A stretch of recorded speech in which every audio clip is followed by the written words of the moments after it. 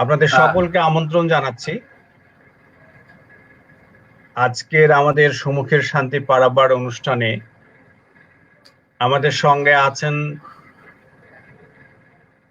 বিকাশ গণ চৌধুরী। বিকাশ কলকাতায় থাকেন,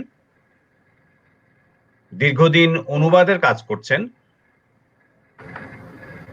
মূলত তিনি কবি। আমরা জানি কবিতার কাজ,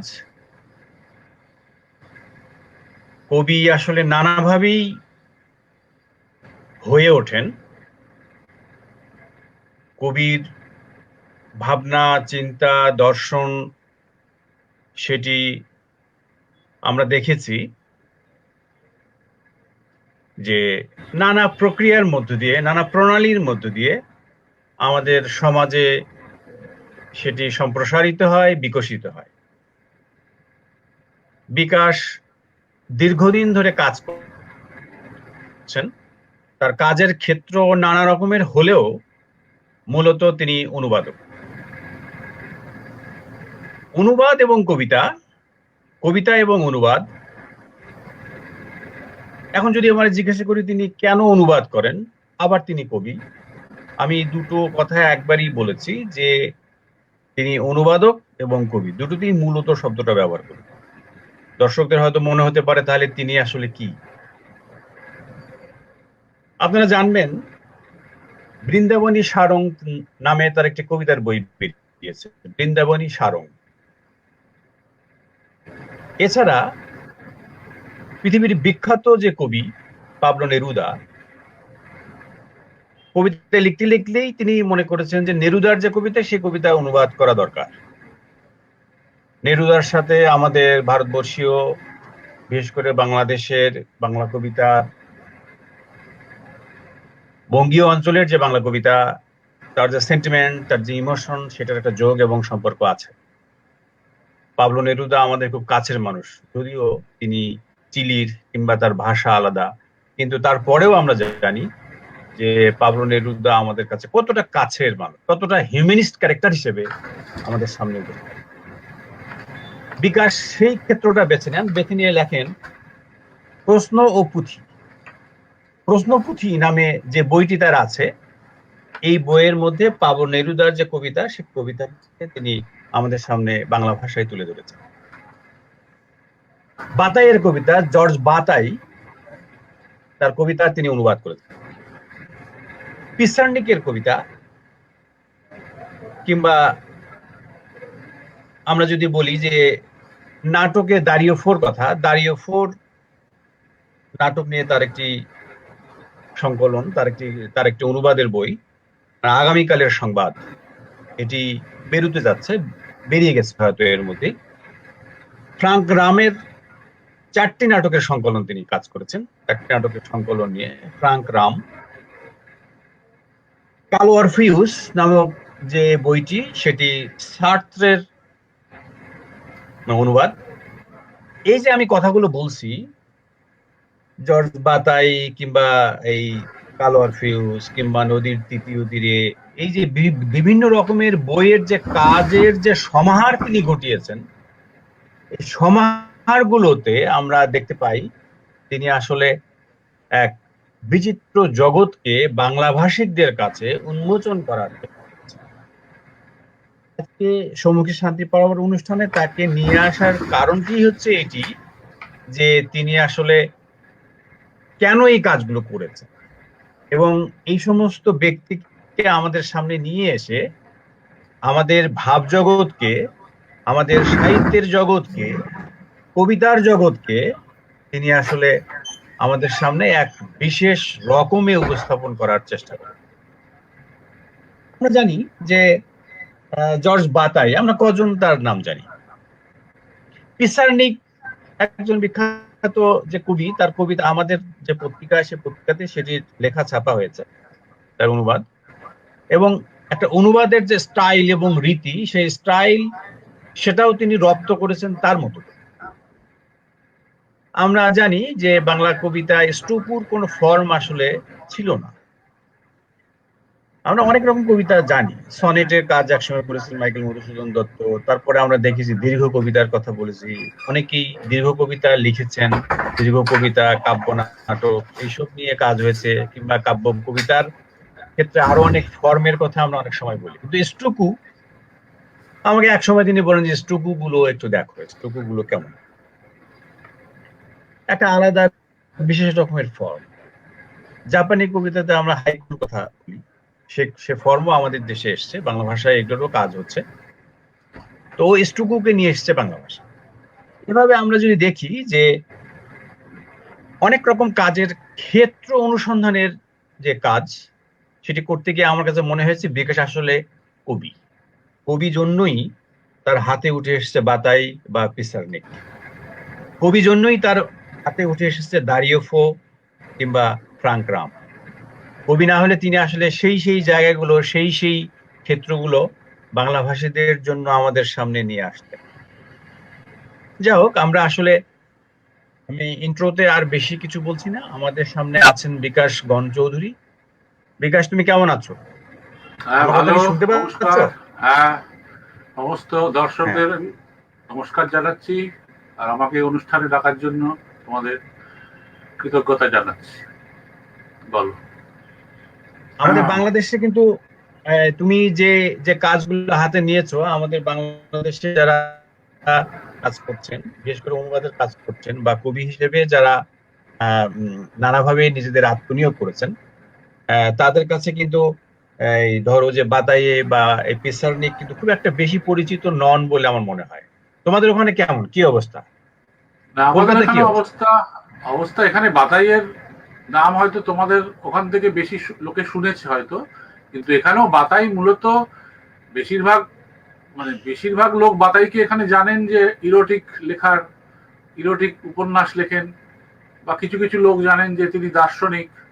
যারা আরেকটু বিদ্যায়তনিক জায়গায় আছেন তারা জানেন দার্শনিক, কারণ মানে ফুকোদের ভাবগুরু বলা যেতে পারে বাতাইকে, ফুকোর আগে গুরু মানতেন। কিন্তু বাতাইয়ের কবিতা নিয়ে এখানে খুব একটা আলোচনা হয় বা কেউ যে খুব মানে ওয়াকিফ হাল, এটাও বলা যেতে পারে না, অতটা নয়। তো আচ্ছা, আমিও আগে জানতাম না, হ্যাঁ, তারপর পরে দেখলাম যে উনি সারা জীবন, উনি তো আসলে দার্শনিক, তার মাঝখানে কিছু হ্যাঁ, লেখা লিখেছিলেন, সেটাকে ওই সাদের হুম, ঘরানায়, সেটাকে ইরোটিসিজম ওর মধ্যে আছে, কিন্তু তার মধ্যে দিয়ে তিনি প্রেম ও মৃত্যুর যে জায়গা, খেলা, এই জায়গাটায় খুব ধরার চেষ্টা করেছেন। এবং সেটা করতে করতে উনি আচ্ছা, অনেকটা বয়সে এসে তার মনে হলো যে এত দার্শনিক প্রবন্ধ বা এত এই 3-4টে উপন্যাস যে তিনি লিখেছেন, তাতে তিনি তার বক্তব্যটাকে ধরতে পারছেন না, কারণ সেটা অনেকটা সাইলেন্সের মধ্যে আছে, হুম, নৈশব্দের মধ্যে আছে। তো তখন উনি বললেন যে নৈশব্দকে ধরা যাওয়ার একমাত্র উপায় হচ্ছে কবিতা। তারপর উনি 42-43 হুম, সালে, তখন ওনার অনেকটাই বয়স ওনার, তো সেই সময় কবিতা লিখতে শুরু করেন। তারপরে 46 সাল থেকে প্রায় 58 সাল অব্দি খুব কবিতা লিখেছিলেন হয়তো, এবং সেগুলো খুব আচ্ছা, ভালো কবিতা হয়েছে বলে আমার মনে হয়েছে। সেখান দিয়ে উনি এই যে সাইলেন্স, বিটুইন দ্য লাইন্সে যেমন কবিতা আমরা পড়ে আমরা যারা অর্থ হুম, পৌঁছতে হুম, পারি, হুম, সেটা সেই জন্য উনি হুম, সেই জায়গাটা দিয়ে ওনার যেটাকে ধরার, সেই নৈশব্দটাকে, বা উনি যেটা বলতে চাইছিলেন প্রেম হুম, মৃত্যু এসব নিয়ে এই জায়গাটা, সেটাকে হুম, কবিতা দিয়ে ছোবার চেষ্টা করছিলেন আর কি। তো আচ্ছা, প্রথমে মনে হয়েছিল যে তিনি হয়তো অল্প কিছু কবিতা লিখেছেন, তারপর আমি দেখলাম গালিমানের যে পোয়েট্রি সিরিজ আছে, সেখানে তো হুম, একটা পূর্ণ দৈর্ঘ্যের কবিতার বই আছে। তো আমি তখন সেটা আগ্রহী হই সেটা নিয়ে। সেখানে আমাদের এখানে, আর পিসারনিকও তাই, পিসারনিকও যে খুব এখানে বহুল প্রচলিত তা নয়। এই বেশ হুম, কয়েক বছর আগে পিসারনিকের একটা কবিতার বই আমি আমার এক বন্ধুর কাছে পাই, যেটা হুম, ইংরেজিতে ওই মিউজিক ইন হেল বলে নাম। তো হুম, হুম, হুম, তারপরে তারপরে ওই দিয়ানার বৃক্ষ, আর বল হুম, দিয়ানা, সেই বইটি আসে ছোট। তারপর তার একটা অনুবাদও আমরা পাই, অঙ্কুশ সাহা হুম, করেছিলেন অনুবাদ প্রথম। তো হুম, হুম, এইভাবে তারপরে আমি ওই এই কবিতাগুলো পড়ে আমার খুব উৎসাহ জন্মায়। তারপর আমি এনার একটা কালেকশন আনি, সেই কালেকশনটা পড়ে তারপর আমার মনে হয়েছে যে এখানেও তাই, এখানেও এও তাই, সেই মৃত্যু, মৃত্যুর যে জগৎ, বা এই জগৎটার বাইরে যে একটা জগৎ চলছে সেইখানটায় পৌঁছাবার, সেই নৈশব্দ সাইলেন্সটাকে ধরার চেষ্টা করছেন এরা, ইনিও এইখান থেকে পিসারনিকটা হুম, এসছে। হুম, এখানেও যে আচ্ছা, সবাই পিসারনিকের খুব একটা মানে নাম জানেন বা কোনো বই সেভাবে সে অর্থে নেই। আর এখানেও আচ্ছা, আচ্ছা। ব্যাপারটা খুব না, নতুন, এখানেও নতুন। হ্যাঁ, হ্যাঁ, আমি আমি আসলে যেটা বিষয় সত্যিকার অর্থে আমার মনে মনে হয়েছে যে পিসারনিক কিংবা ধরো যে এই বাতাইয়ে এমনকি ধরো যে ফ্রাঙ্ক রামের যে তুমি এই হ্যাঁ নাটকের হ্যাঁ যে সংকলন করেছো, এটাও কিন্তু হ্যাঁ আমাদের হ্যাঁ মানে বাংলাদেশে খুব একটা যে চর্চিত বিষয় তা কিন্তু, হ্যাঁ, না, হয়তো করেন, ফ্রাঙ্কার, হ্যাঁ, অবশ্যই কেউ কেউ আছেন ফ্রাঙ্কারামা, কিন্তু। দাঁড়িয়ে হ্যাঁ, ফর বল। ফ্রাঙ্কারামা তো পৃথিবী বিখ্যাতই মানুষ, এবং তার এই যে death of N hmm, anarchist, যেটা ইংরেজিতে আমরা পড়ি আর কি, সেই নাটক তো হুম, এখানে বাংলা আমাদের এখানে দুটো তিনটে দল এখানে করেছেন। বাংলাদেশে হুম, নাটক হয়েছে কিনা জানি না, কিন্তু এই নাটকটা তো খুবই মানে বহুল মানে প্রচারিত একটা নাটক, এবং সকলেই হুম, এই নামটা আমাদের কাছে খুব পরিচিত। আর এখানে বিভাস দ্বারা এই নাটকটা করেছিলেন এক সময়, তারপর হিন্দিতেও হয়েছে নাটকটা এখানে। হুম, তো হুম, হুম, আমি, হ্যাঁ, কিন্তু ফ্রাঙ্কারামা এবং দারিওফো এরা অত্যন্ত রাজনৈতিক মানুষ, অত্যন্ত রাজনৈতিক মানুষ, এদের নাটক অত্যন্ত রাজনৈতিক। তো আচ্ছা, এই করতে করতে ওরা শেষের দিকে এই ফ্রাঙ্কারামাকে একবার মানে ফ্যাসিস্টরা, ফ্যাসিস্ট জামানায় ফ্যাসিস্ট সরকারের গুন্ডারা ওনাকে তুলে নিয়ে রেপও করেছিল। রেপ করে তারপর মরে গেছে ভেবে পার্কে ছুঁড়ে ফেলে দিয়ে যায়। তারপর উনি মানে বহু চিকিৎসা করে এবং মনের জোরে উনি বেঁচে হুম, ফিরেছিলেন।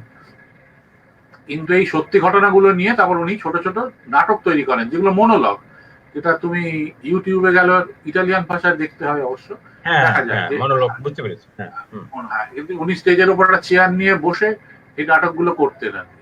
এবং এই ঘটনা এখানে যে ফ্রাঙ্কারামার যে চারটে নাটক আমি করেছি, এই চারটেই হচ্ছে মনোলগের মতো, মানে তুমি চাইলে হয়তো গল্পের মতোও পড়তে পারো, মানে কোনো ডায়ালগ নেই কোনো, ওই মনোলগ বা হুম, সলিলগ মিশিয়ে একটা নাটক তৈরি হয়েছে। কিন্তু এটা যে চারটে নাটক আমি করেছি, চারটে নাটকই মানে সত্য হুম, ঘটনার উপর অবলম্বন করে করা, এবং হুম, সেই যে ঘটনাগুলো, সেই পলিটিক্যাল ঘটনা, সেইগুলো উনি হুম, বিবৃত করেছেন। সেই পলিটিক্যাল দৃষ্টিভঙ্গি নিয়ে কারোর মতভেদ থাকলেও থাকতে পারে, কিন্তু প্রত্যেকটিতেই দেখাচ্ছে মানে সে স্বৈরতন্ত্রের বিরুদ্ধে লড়াই করতে গিয়ে ঘটনাটা হুম, ঘটেছে। এবার হুম, সেটা নানাভাবে পর্যালোচনা করতে পারে, কিন্তু এই জায়গাটা খুব সত্যি যে, এবং এইটা তারপর ওনাকে কোনো স্টেজে নাটক করতে দেওয়া হতো না, ওনারা হুম, কারখানার গেটে গেটে গিয়ে নাটক করতেন, তারপরে বিভিন্ন জায়গায় ঘুরে ঘুরে নাটক করতেন, তারপরে একটা পুরোনো কারখানা কিনে নিয়েছিলেন, সেখানে নাটক হতো। তা কিন্তু সেই সব জায়গাতেও পুলিশরা গিয়ে দাঁড়িয়ে থাকতো, তারা, কারণ ওখানে নিয়ম হয়েছিল যে আগে স্ক্রিপ্ট জমা দিতে হবে, হুম, স্ক্রিপ্টের হুম। সঙ্গে লাইন মিলছে কিনা ওরা লাইন মিলিয়ে মিলিয়েও দেখতো আর কি। তো এবার মানে ওদের ওপর অ্যাক্টিভিস্ট আর কি, এক ধরনের, হ্যাঁ, হ্যাঁ, নাটকটাই এক তাদের, ধরনের না, হ্যাঁ, একদম অ্যাক্টিভিস্ট এক ধরনের নয়, তারা পুরোপুরি অ্যাক্টিভিস্ট এবং পলিটিক্যাল অ্যাক্টিভিস্টই বলে। এখন এই যে আচ্ছা, চারটে নাটক আমার আমার এখন মনে হয়েছে যে আমাদের এই আমাদের দেশেও বিশেষ করে আমার এখন মনে হচ্ছে যে আমাদেরও দেশে একটা আমরা একটা ফ্যাসিজমের মধ্যেই বাস করছি বলে আমার মনে হয়। হুম, এই সময় বা পৃথিবীর নানান দেশে এই ফ্যাসিজমটা রয়ে গেছে। আর ফ্যাসিজম বা উপনিবেশবাদও পুরোটাই আমরা তার ভিকটিম আর কি। তো এইখানে হুম, আমার মনে হুম, হয়েছে যে এই নাটকগুলো আমাদের আমাদের বক্তব্য খুব মানে এখনকার মানে খুব যথাযথ হবে এই সময় নাটকের বক্তব্যগুলো, কারণ এগুলো খুবই রাজনৈতিক ভাবে বলা, রাজনৈতিক মতাদর্শ নাটক আর কি, সত্য ঘটনার উপরে নির্ভর করে। সেই জন্য আমি এই চারটে নাটক আমি অনুবাদ করেছি। এবং এটা হুম, হচ্ছে নাটকটা যদি কেউ নাও করে, কেউ যদি পড়ে, এগুলোকে হুম, গল্পের মতো পড়া যেতে পারে, কাহিনী আখ্যান হিসেবে পড়া যেতে পারে। এই একটা হুম, হুম। সুবিধে এই লেখাগুলো আছে। তো এইরকম হ্যাঁ, এই আমি, চারটে নাটক করেছি আর কি। হ্যাঁ, হ্যাঁ, এবার আমি আমি তো ফ্রাঙ্ক, হুম, ফ্রাঙ্কারামের এই নাটকগুলো এখানে বোধহয় একটা নাটক ওই এখানে একটা নাটক উষাদি করেছিলেন বোধহয়, আহ হুম, আরগুলো বোধহয় এখানে হয়নি আর কি। আর এগুলো করা আচ্ছা, খুব কঠিন, কারণ একে তো একজন মানুষকে অ্যাক্টিংটা করতে হবে, মহিলাকে, এবং চারটেই হুম, চরিত্রই মহিলার, এবং তারা হুম, স্টেজের ওপর একলা দাঁড়িয়ে পুরো নাটকটা তাকে একা করতে হবে। সে আলোর বা কোনো সঙ্গীতের সাহায্য নিতে পারে, এর হুম, এর বেশি কিছু আর কোনো অ্যাক্টারের সহায়তা আর কিছু পাবে না, তাকে একাই করতে হবে। এই আর কি, আচ্ছা। এই জন্য এই করেছি না, আমি। হ্যাঁ একটা একটা যেটা যেটা বিষয় সেটা হচ্ছে যে আমাদের তো এগুলো তো ধরো যে এক মানে এক অর্থে এটাতে তুমি তো অনুবাদ করো, কিন্তু হুম। অনুবাদের ক্ষেত্রে যেটা বিষয় যে ভাষা একটা কিন্তু এম্বার্গো না, ভাষা তো ধরো হ্যাঁ, স্প্যানিশ ভাষা, ভাষা, কিংবা ইটালিয়ান, ধরো হ্যাঁ যে এই যে মানে আমেরিকান ভাষা, এই ভাষাগুলোর হ্যাঁ থেকে, হ্যাঁ হ্যাঁ তারপরে হ্যাঁ ইংরেজি থেকে বাংলা, হ্যাঁ কতটা হ্যাঁ। তুমি স্বাচ্ছন্দ্য বোধ করছো? আসলে কি সেটা আসলে জেনুইন জিনিসটা কি পাওয়া যায়, জেনুইন জায়গাটা কি ধরা যায়? আচ্ছা, দুটো এখানে একটু ভাগ করে নিতে হবে আমাদের। প্রথম কথা, আচ্ছা। এই যে নাটকগুলো নিয়ে কথা বলো, তাহলে আমি নাটকগুলোর ক্ষেত্রে বলবো যে সেইটার কোনো খুব একটা অসুবিধা হয় না, কারণ যেহেতু এগুলো ভয়ঙ্করী বক্তব্য প্রধান, সেইটা হুম হুম হুম সেই জায়গাটা আমি অনুবাদ করতে পারছি মনে হয়। এখন এখন নাটকের ভাষার মধ্যে যে কাব্যিক কারিকুরি আছে, সেই হুম কারিকুরি কতটা পারছি সেটা আমি জানি না, কিন্তু আমার বাংলা ভাষায় যখন আমি সেটাকে আনছি, সেখানে যখন হুম সেটা কাব্যিক কাব্যিক ভাষায় বা নাটকের ভাষায় সেটা যখন উতরে যাচ্ছে, তখন আমার হুম কাছে সেটাকে মনে হচ্ছে সেটাই সঠিক। কারণ ইটালিয়ানে ঠিক কতটা কি হচ্ছে আমি তো বলতে পারবো না, তো কিন্তু হুম বাংলায় আসছে। তাও এটা অনেকটা কাছাকাছি করা সম্ভব কারণ নাটকের, কারণ এটা মানে এগুলো খুবই বক্তব্য প্রধান উম, হুম হুম রচনা। আর হ্যাঁ, কিন্তু কবিতার ক্ষেত্রে কবিতার আমি, হ্যাঁ ক্ষেত্রে হ্যাঁ, তো কবিতার ক্ষেত্রে হ্যাঁ আমি বলবো হ্যাঁ যে কবিতার বলো। ক্ষেত্রে তো অনুবাদ হয় না। কবিতার ক্ষেত্রে অনুবাদ হয় না, কারণ কবিতার একটা বিশাল অংশ জুড়ে আছে, মানে ধ্বনির ব্যাপারটা রয়ে গেছে। ধ্বনির হুম জায়গাটা কবিতার মধ্যে অনেকটা, সেই ধ্বনির হুম জায়গাটা তো আমরা একেবারেই বিসর্জন হয়ে যাচ্ছে। বিসর্জন, ভয়ঙ্করী বিসর্জন হয়ে যাচ্ছে, সেই একেবারেই আসছে না, কারণ অন্য একটা ভাষার যে ধ্বনি সংস্থান, আমার ভাষার ধ্বনি সংস্থান একেবারে সম্পূর্ণ হুম আলাদা। হ্যাঁ, কিন্তু হুম আমি, একটা ভাষার কি হয়, একটা ভাষার তো দুটো জিনিস, সাহিত্যের ভাষার দুটো জিনিস থাকে, একটা লক্ষণা থাকে, একটা ব্যঞ্জনা থাকে। জি এখন লক্ষণার মধ্যে যে বক্তব্যের জায়গাটা থাকে সেইটা, কবিতার ক্ষেত্রে সেই লক্ষণার জায়গাটাও অনেক রকম, একটা কবিতার অনেক রকম ভাবে তোমার কাছে ধরা দিতে পারে। কবিতায় অনেক হুম আমাদের হুম বিটুইন দ্য লাইন্স করতে হয়, বা কিছুটা একটা কি বলবো, একটা ধূসর অঞ্চল থাকে, যে জায়গাটা আমরা ঠিক ধরতে হুম পারছি কি ধরতে পারছি না বলে জায়গা থাকে আর কি। কিন্তু আমরা এটা বোধে উপনীত হতে পারি, অনুভূতির জায়গাটা অনুভূতি দিয়ে আমরা স্পর্শ করতে পারি, যেটাকে আমরা বুদ্ধি দিয়ে হয়তো স্পর্শ করতে পারি না, বা যুক্তি দিয়ে স্পর্শ করতে পারি না। তো আমি একটা হুম কবিতা যখন পড়ছি, আমার কাছে যেভাবে পরিগৃহীত হচ্ছে, আমি যেভাবে কবিতাটা হুম বুঝছি, আমি সেইভাবে সেটাকে বাংলায় আরেকটা কবিতা রচনা করছি, সেটা বাংলায় কবিতা হয়ে উঠছে কিনা সেটা দেখতে হবে। সেটা ফরাসিতে বা স্প্যানিশে কিরকম ধ্বনি মাধুর্য ছিল, সেই ধ্বনি মাধুর্য বাংলায় আনা সম্ভব নয়।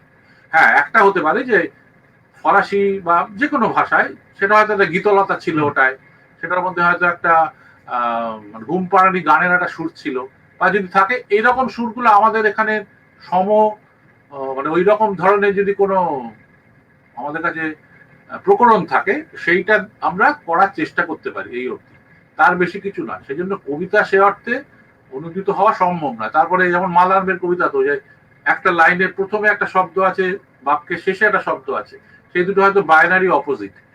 তুমি যখন সেটা বাংলা ভাষায় করছো, ঠিক উল্টোটা আমরা করতে পারি না। হয়তো কোনো একটা কবিতা মৃত্যু দিয়ে শুরু হয়েছে, শেষ ও শেষের শব্দটা হয়তো ভালোবাসা, আমি যখন বাংলায় অনুবাদ করবো, আমি তো এই দুটোকে এইভাবে দুটো জায়গায় রাখতে নাও পারি আর কি। হুম এইটা হুম এইটা আমার মনে হয়েছে। সুতরাং কবিতার ক্ষেত্রে এটা একেবারেই একটা নতুন ধরনের সৃষ্টি বলা যেতে পারে আর কি। অনেকে আচ্ছা অনুসৃষ্টির কথা বলে, এখন এই অনুসৃষ্টি আমার কাছে অনাসৃষ্টি শব্দের মতোই শোনায়। তো সেরকম নয়, আমার কাছে আরেকটা নতুন, মানে এটা ভয়ঙ্কর হুম রকমের একটা সৃজনশীল একটা কাজ বলে আমার মনে হয়। কবিতার ক্ষেত্রে এটা মানে অনেক ভীষণ রকম। হ্যাঁ, তবে একটা বেড়া দেওয়ার জায়গা তো আছেই, যে কবিতার যে ভাবের যে জায়গাটা, তার মানে যতই ভাব নানা রকম হোক, তবুও একটা কবিতার একটা তো বেড়া তো দেওয়া থাকে, যে এই রকম এটার মধ্যে ভাবনা চিন্তাটা হবে, বা এই পরিসর একটা থাকে। তো আমার ভাবনা হয়তো তার মধ্যে খেলা করে, ব্যঞ্জনাটা তার মধ্যে খেলা করে, ওই পরিসরটুকু বাঁধনিটা সেটা রাখা যেতে পারে। এবং হুম সবসময় যে হুম অন্ত, মানে একটা কবিতা অন্তমিলে ছিল, সেটা অন্তমিলে হয়তো অনুবাদ করা যায়, আমি যায় না বলবো না, কিন্তু হুম হয়তো সেখানে আমি যেরকম ভাবে বুঝেছি, সেই ভাবটা হয়তো রাখতে পারছি না, সেটা আমার অক্ষমতার জায়গা হতে পারে। কিন্তু ওই জায়গাটা একটা মানে চ্যালেঞ্জিং জায়গা আর কি, ওইটা নিয়ে ওইভাবেই কবিতা আমি এভাবেই ভাবি। অনুবাদের জায়গাটা আমার সেরকম, কবিতাটা পুরে যে বোধটা হয়, তারপর সেটাকে আবার বাংলায় ঢেলে সাজাবার। হ্যাঁ, একটা জিনিস আমি করি, সেই কবিতাটা যতটা লাইনের, সেই ততগুলো লাইন রাখার চেষ্টা করি, কবিতা সংখ্যা তাই রাখার চেষ্টা করি। তবে যেটা হয়, যেহেতু দুটো ভাষার মানে গঠনগত উম, গঠনটা আলাদা, সিনট্যাক্সটা আলাদা হয়ে যায়, সেই জন্য হয়তো কোনো সময় মানে লাইনের আগে পরে হয়ে যায়, প্রথম লাইনে যেটা বলছে সেটা আমার হয়তো 4 নম্বর লাইনে এলো, এরকমও হয়ে যায়। তবে চেষ্টা করি যে মোটামুটি যতটা মানে চেহারার দিক থেকেও কাছাকাছি থাকা যায় যদি আর কি, সেটা একটা চেষ্টা চলে আর কি। এটা একটা খেলাও বলতে পারো, একটা যুদ্ধ বলতে পারো, নানা রকম যাই বলো আর কি, খেলা বলাই ভালো আর কি, সেটা করা না, যায়। আচ্ছা, ঠিক আছে। তুমি তুমি এখন আমাকে যেটা একটু, আমাদের দর্শকদের একটু আগ্রহ আছে সেটি হচ্ছে যে আহ, যেমন তুমি কেন নেরুদার অনুবাদ করতে গেলে বা পিসান্ডিকের অনুবাদের তোমার আগ্রহের জায়গাটা কেন, কবি হিসেবে আচ্ছা। সেটা ঠিক আছে, বা কবিতার কাজ করতে গিয়ে তুমি তুমি পিসান্ডিককে কেন বেছে নিলে, বা ধরো যে নেরুদাকে নেরুদা, কেন বেছে নিলে, এবং তোমার তো বেশ। কবিতার কাজ আছে সেটা পরে আমরা আসবো, হ্যাঁ কিন্তু হ্যাঁ হ্যাঁ হ্যাঁ আপাতত আমরা হ্যাঁ। পিসান্ডিক এবং নেরুদার সম্পর্কে একটু নেরুদা, তোমার কাছে জানতে চাই। এবং বেশ সেখান বেশ থেকে তুমি বেশ। একটু দু চার লাইন আমাদের তোমার অনুবাদ থেকে একটু পড়ে তুমি শোনাবে, হ্যাঁ তখন হ্যাঁ আমাদের হ্যাঁ হ্যাঁ যেন হ্যাঁ। আলোচনাটা একটু নিরস না হয়। হ্যাঁ, প্লিজ। এখন হ্যাঁ, বলো নেরুদা, বলো। নেরুদা, নেরুদা আমার খুব প্রিয় কবি আর কি। মানে আমি খুব ছোটবেলা থেকে, হুম মানে খুবই ছোটবেলা থেকে আমি নেরুদা পড়ি আর কি। প্রথম সুভাষ মুখোপাধ্যায়ের অনুবাদে নেরুদা পড়েছিলাম, এবং খুবই মজার ব্যাপার যে আমি তখন ভেবেছিলাম নেরুদা একটা ঘনাদার মতোই ক্যারেক্টার হয়তো। তারপরে হুম বইটা নিয়ে যখন পড়তে গেলাম তখন ভূমিকায় দেখলাম না, একদমই না, একটা তার নামই নেরুদা। তারপর তার কবিতাগুলো পড়তে পড়তে আমার খুবই ভালো লাগলো, তো আমি খুবই প্রিয় কবি ছিলেন। তারপর আমি একটা সিলেক্টেড পোয়েট্রি কিনেছিলাম যখন আমি ক্লাস 9-10-এ পড়ি, তখন একটা কিনেছিলাম সিলেক্টেড পোয়েট্রি, পেঙ্গুইনের একটা বই ছিল। তো সেসব পড়ে আমি হুম একেবারে নেরুদার প্রেমে পড়ে গেলাম আর কি। তো নেরুদা আমার খুবই প্রিয় কবি। তো এবার নেরুদার কবিতার মধ্যে তো মানে প্রেম, ভালোবাসা এবং রাজনৈতিকতা এই ভয়ঙ্কর ভাবে আছে, বাস ব্যাপারটা রয়ে গেছে, ইতিহাস এগুলো রয়ে গেছে। তো এইগুলো করতে করতে আমি 2011 সালটা হবে, 2011 সাল না, 9-10 সালে আমি এই কবিতার একটা বই পাই আর কি। নেরুদা এই প্রশ্নপুথি যে বইটা, ওনার এটা শেষ শেষ বই, জীবনের শেষ বই। উনি মারা যাওয়ার পরে এই বইটা ওরা তো বেরিয়েছে। ওরা তো মৃত্যু 1971 সম্ভবত, তাই না? হ্যাঁ হ্যাঁ। এবার নেরুদার তারপরে মৃত্যু তো 1971। ওই বইটা বেরিয়েছিল না 71-এ না 73-এ মৃত্যু বোধ হয়, 73 সালে, আচ্ছা, 73 তিয়াত্তর। সালে হ্যাঁ, যখন, তিয়াত্তর 73 তিয়াত্তরের সালে মৃত্যু, যখন, হ্যাঁ, তিয়াত্তরের মৃত্যু, লাস্ট বই। হ্যাঁ হ্যাঁ, হ্যাঁ, তো বইটার একটু 73-এর লাস্ট বই। কাভারটা দেখাবেন, কাভারটা একটু ধরো। হ্যাঁ বইটা, বইটার কাভারটা যদি একটু ধরো। হ্যাঁ, এটা প্রশ্নপুঁথি। হচ্ছে আমার, হ্যাঁ এটা আমার প্রথম সংস্করণের কাভার। এটা কৃষ্ণেন্দু চাকি করেছিলেন। তারপরে এটা ফুরিয়ে যাওয়ার পরে আচ্ছা ধানসিঁড়ি থেকে বইটা হয়। তো ধানসিঁড়ি থেকে আবার আচ্ছা। নতুন কভার করা হয়েছিল, এবং বানানের কারণে পুঁথিতে এখানে চন্দ্রবিন্দু নেই, দেখতে পাচ্ছ আর কি। এটা যদিও আমার খুব হ্যাঁ মানে হ্যাঁ। বিরক্তির কারণ, সেটা আমি ভূমিকায় লিখেছি আর কি। হুম, আচ্ছা। তো এই এই তখন আমার এই কবিতার বইটা পড়তে গিয়ে দেখলাম যে এই গোটা বইটা আহ প্রশ্নে লেখা, সমস্তগুলোই প্রশ্ন তৈরি করা হয়েছে, প্রশ্নের ওপর হুম দিয়ে হুম, চলেছে আর কি। আর হ্যাঁ এইখানে সে অর্থে প্রেম, ভালোবাসা, রাজনীতি নিয়ে যে সরাসরি যে কথাবার্তাগুলো সেগুলো অতটা নেই। মানে সবই প্রশ্ন আকারে তার কাছে জিজ্ঞাসা হয়ে এসেছে। এবং তার হুম কবিতার ভাষা অত্যন্ত নির্ভার, মানে কবিতার মধ্যে সেই কোথাও যেন জ্ঞানের কোনো কথাই লেখা নেই, মানে এতই নির্ভার আর কি। তো উনি দুটো জিনিস চেয়েছিলেন, যে কবিতাটা একেবারে নির্ভার হয়ে যাক, তারপরে হুম কবিতার যে কি বলবো, যে যে অধরা যে অঞ্চলটাকে আমরা কবিতা দিয়ে ধরার চেষ্টা করি, যে কবিতার শব্দগুলো সেই হ্যাঁ জায়গাটাকে, হুম জায়গাটার মধ্যে আমাদের নিয়ে যায়, কিন্তু সেই শব্দগুলোর মানে হয়তো আমাদের ওইখানে আমরা আটকে থাকি না। তো তার সঙ্গে উনি চেয়েছিলেন যে হুম বাচ্চারাও কবিতাগুলো পড়ুক। মানে পৃথিবীর তো 23টা দেশে স্প্যানিশ পড়ানো হয়, স্প্যানিশ ভাষা। হুম তো হুম সেইখানে হুম, প্রায় 23টার মধ্যে বোধহয় 22টা দেশেই এই এই এই কবিতার বই থেকে কিছু কবিতা নিয়ে বাচ্চাদের বইয়ে পড়ানো হয় স্কুলে টুলে। আর বাচ্চাদের সংস্করণও আছে এই বইটা, সেই ছবি দিয়ে এই বইটা সংস্করণ আছে।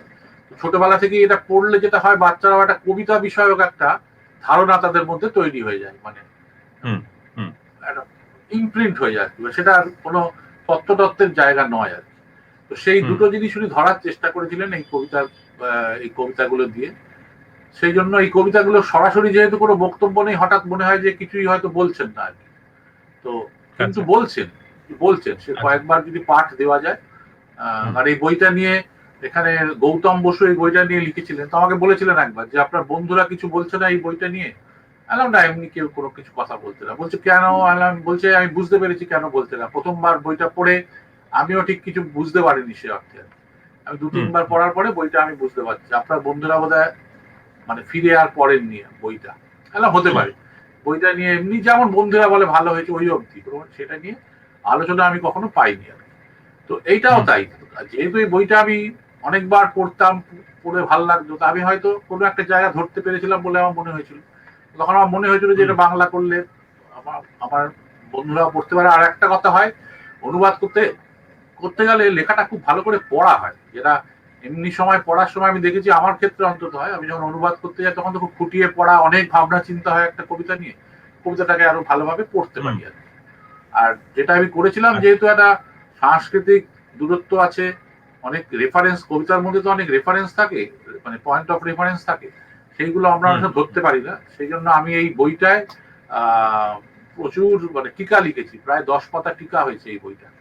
তো আমি এই বইটার ইংরেজি সংস্করণ দেখেছি অনুবাদে, সেই বই তো একটা টিকাও নেই, আর সেই বই তো একটা টিকা নেই, মানে সেই ইংরেজিটাও যদি বাঙালিরা পড়েন তাহলেও তারা অনেক কিছু ধরতে পারবেন বলে আমার মনে হয় না, মানে ওগুলো জানলে আরো বিষয়টা ভালো হয় বলে আমার মনে হয়। তো আমি এইটা বিশাল টিকা লিখেছিলাম, সেটা আমার মানে এই বইটার একটা, সেটা একটা ভালো জিনিস আর কি, জায়গা।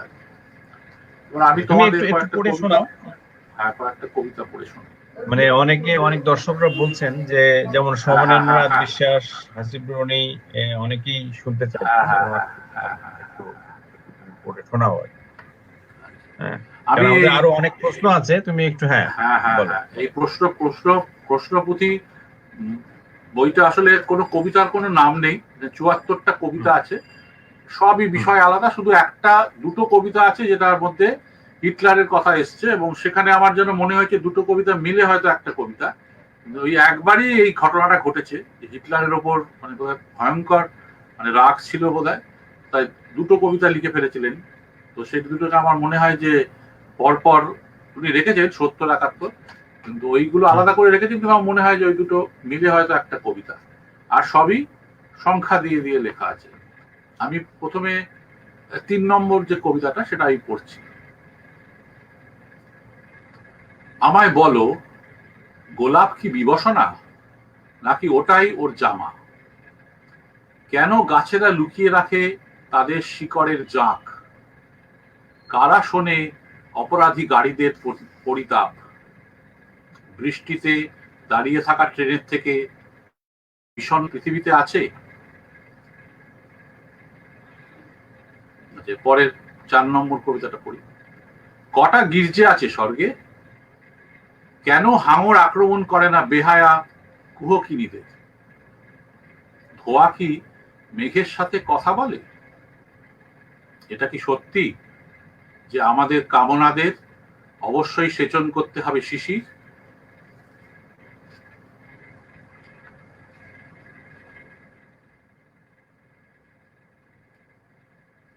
এখানে একটা কবিতার মধ্যে কলকাতার কথাও লেখা আছে, আমি সেই কবিতাটা পড়ি। 25 নম্বর। কেন তরুবিথি খুলে ফেলে তার পোশাক শুধুমাত্র তুষারের অপেক্ষায়? আর কিভাবে আমরা জানবো কলকাতার দেবতাদের মধ্যে কে ভগবান? কেন সব রেশম কীট ভিখিরিদের মতো বাঁচে? চেরি হৃদয়ের মাধুর্য কেন এত কঠিন? তাকে এজন্য যে তাকে মরতেই হবে, নাকি এজন্য যে তাকে এগোতেই হবে?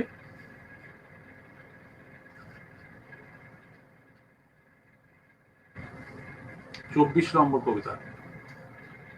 চার কি সকলের কাছে একই চার? সব সাতই সমান? যখন একটি কয়েদি আলোর কথা ভাবে, সেটা কি সেই একই আলো যা তোমাকে আলোকিত করে? অসুস্থ লোকেদের কাছে এপ্রিলের রং কি বলে মনে হয় তোমার? প্রাচ্যের কোন রাজবংশ আফিংয়ের পতাকা ওড়ায়?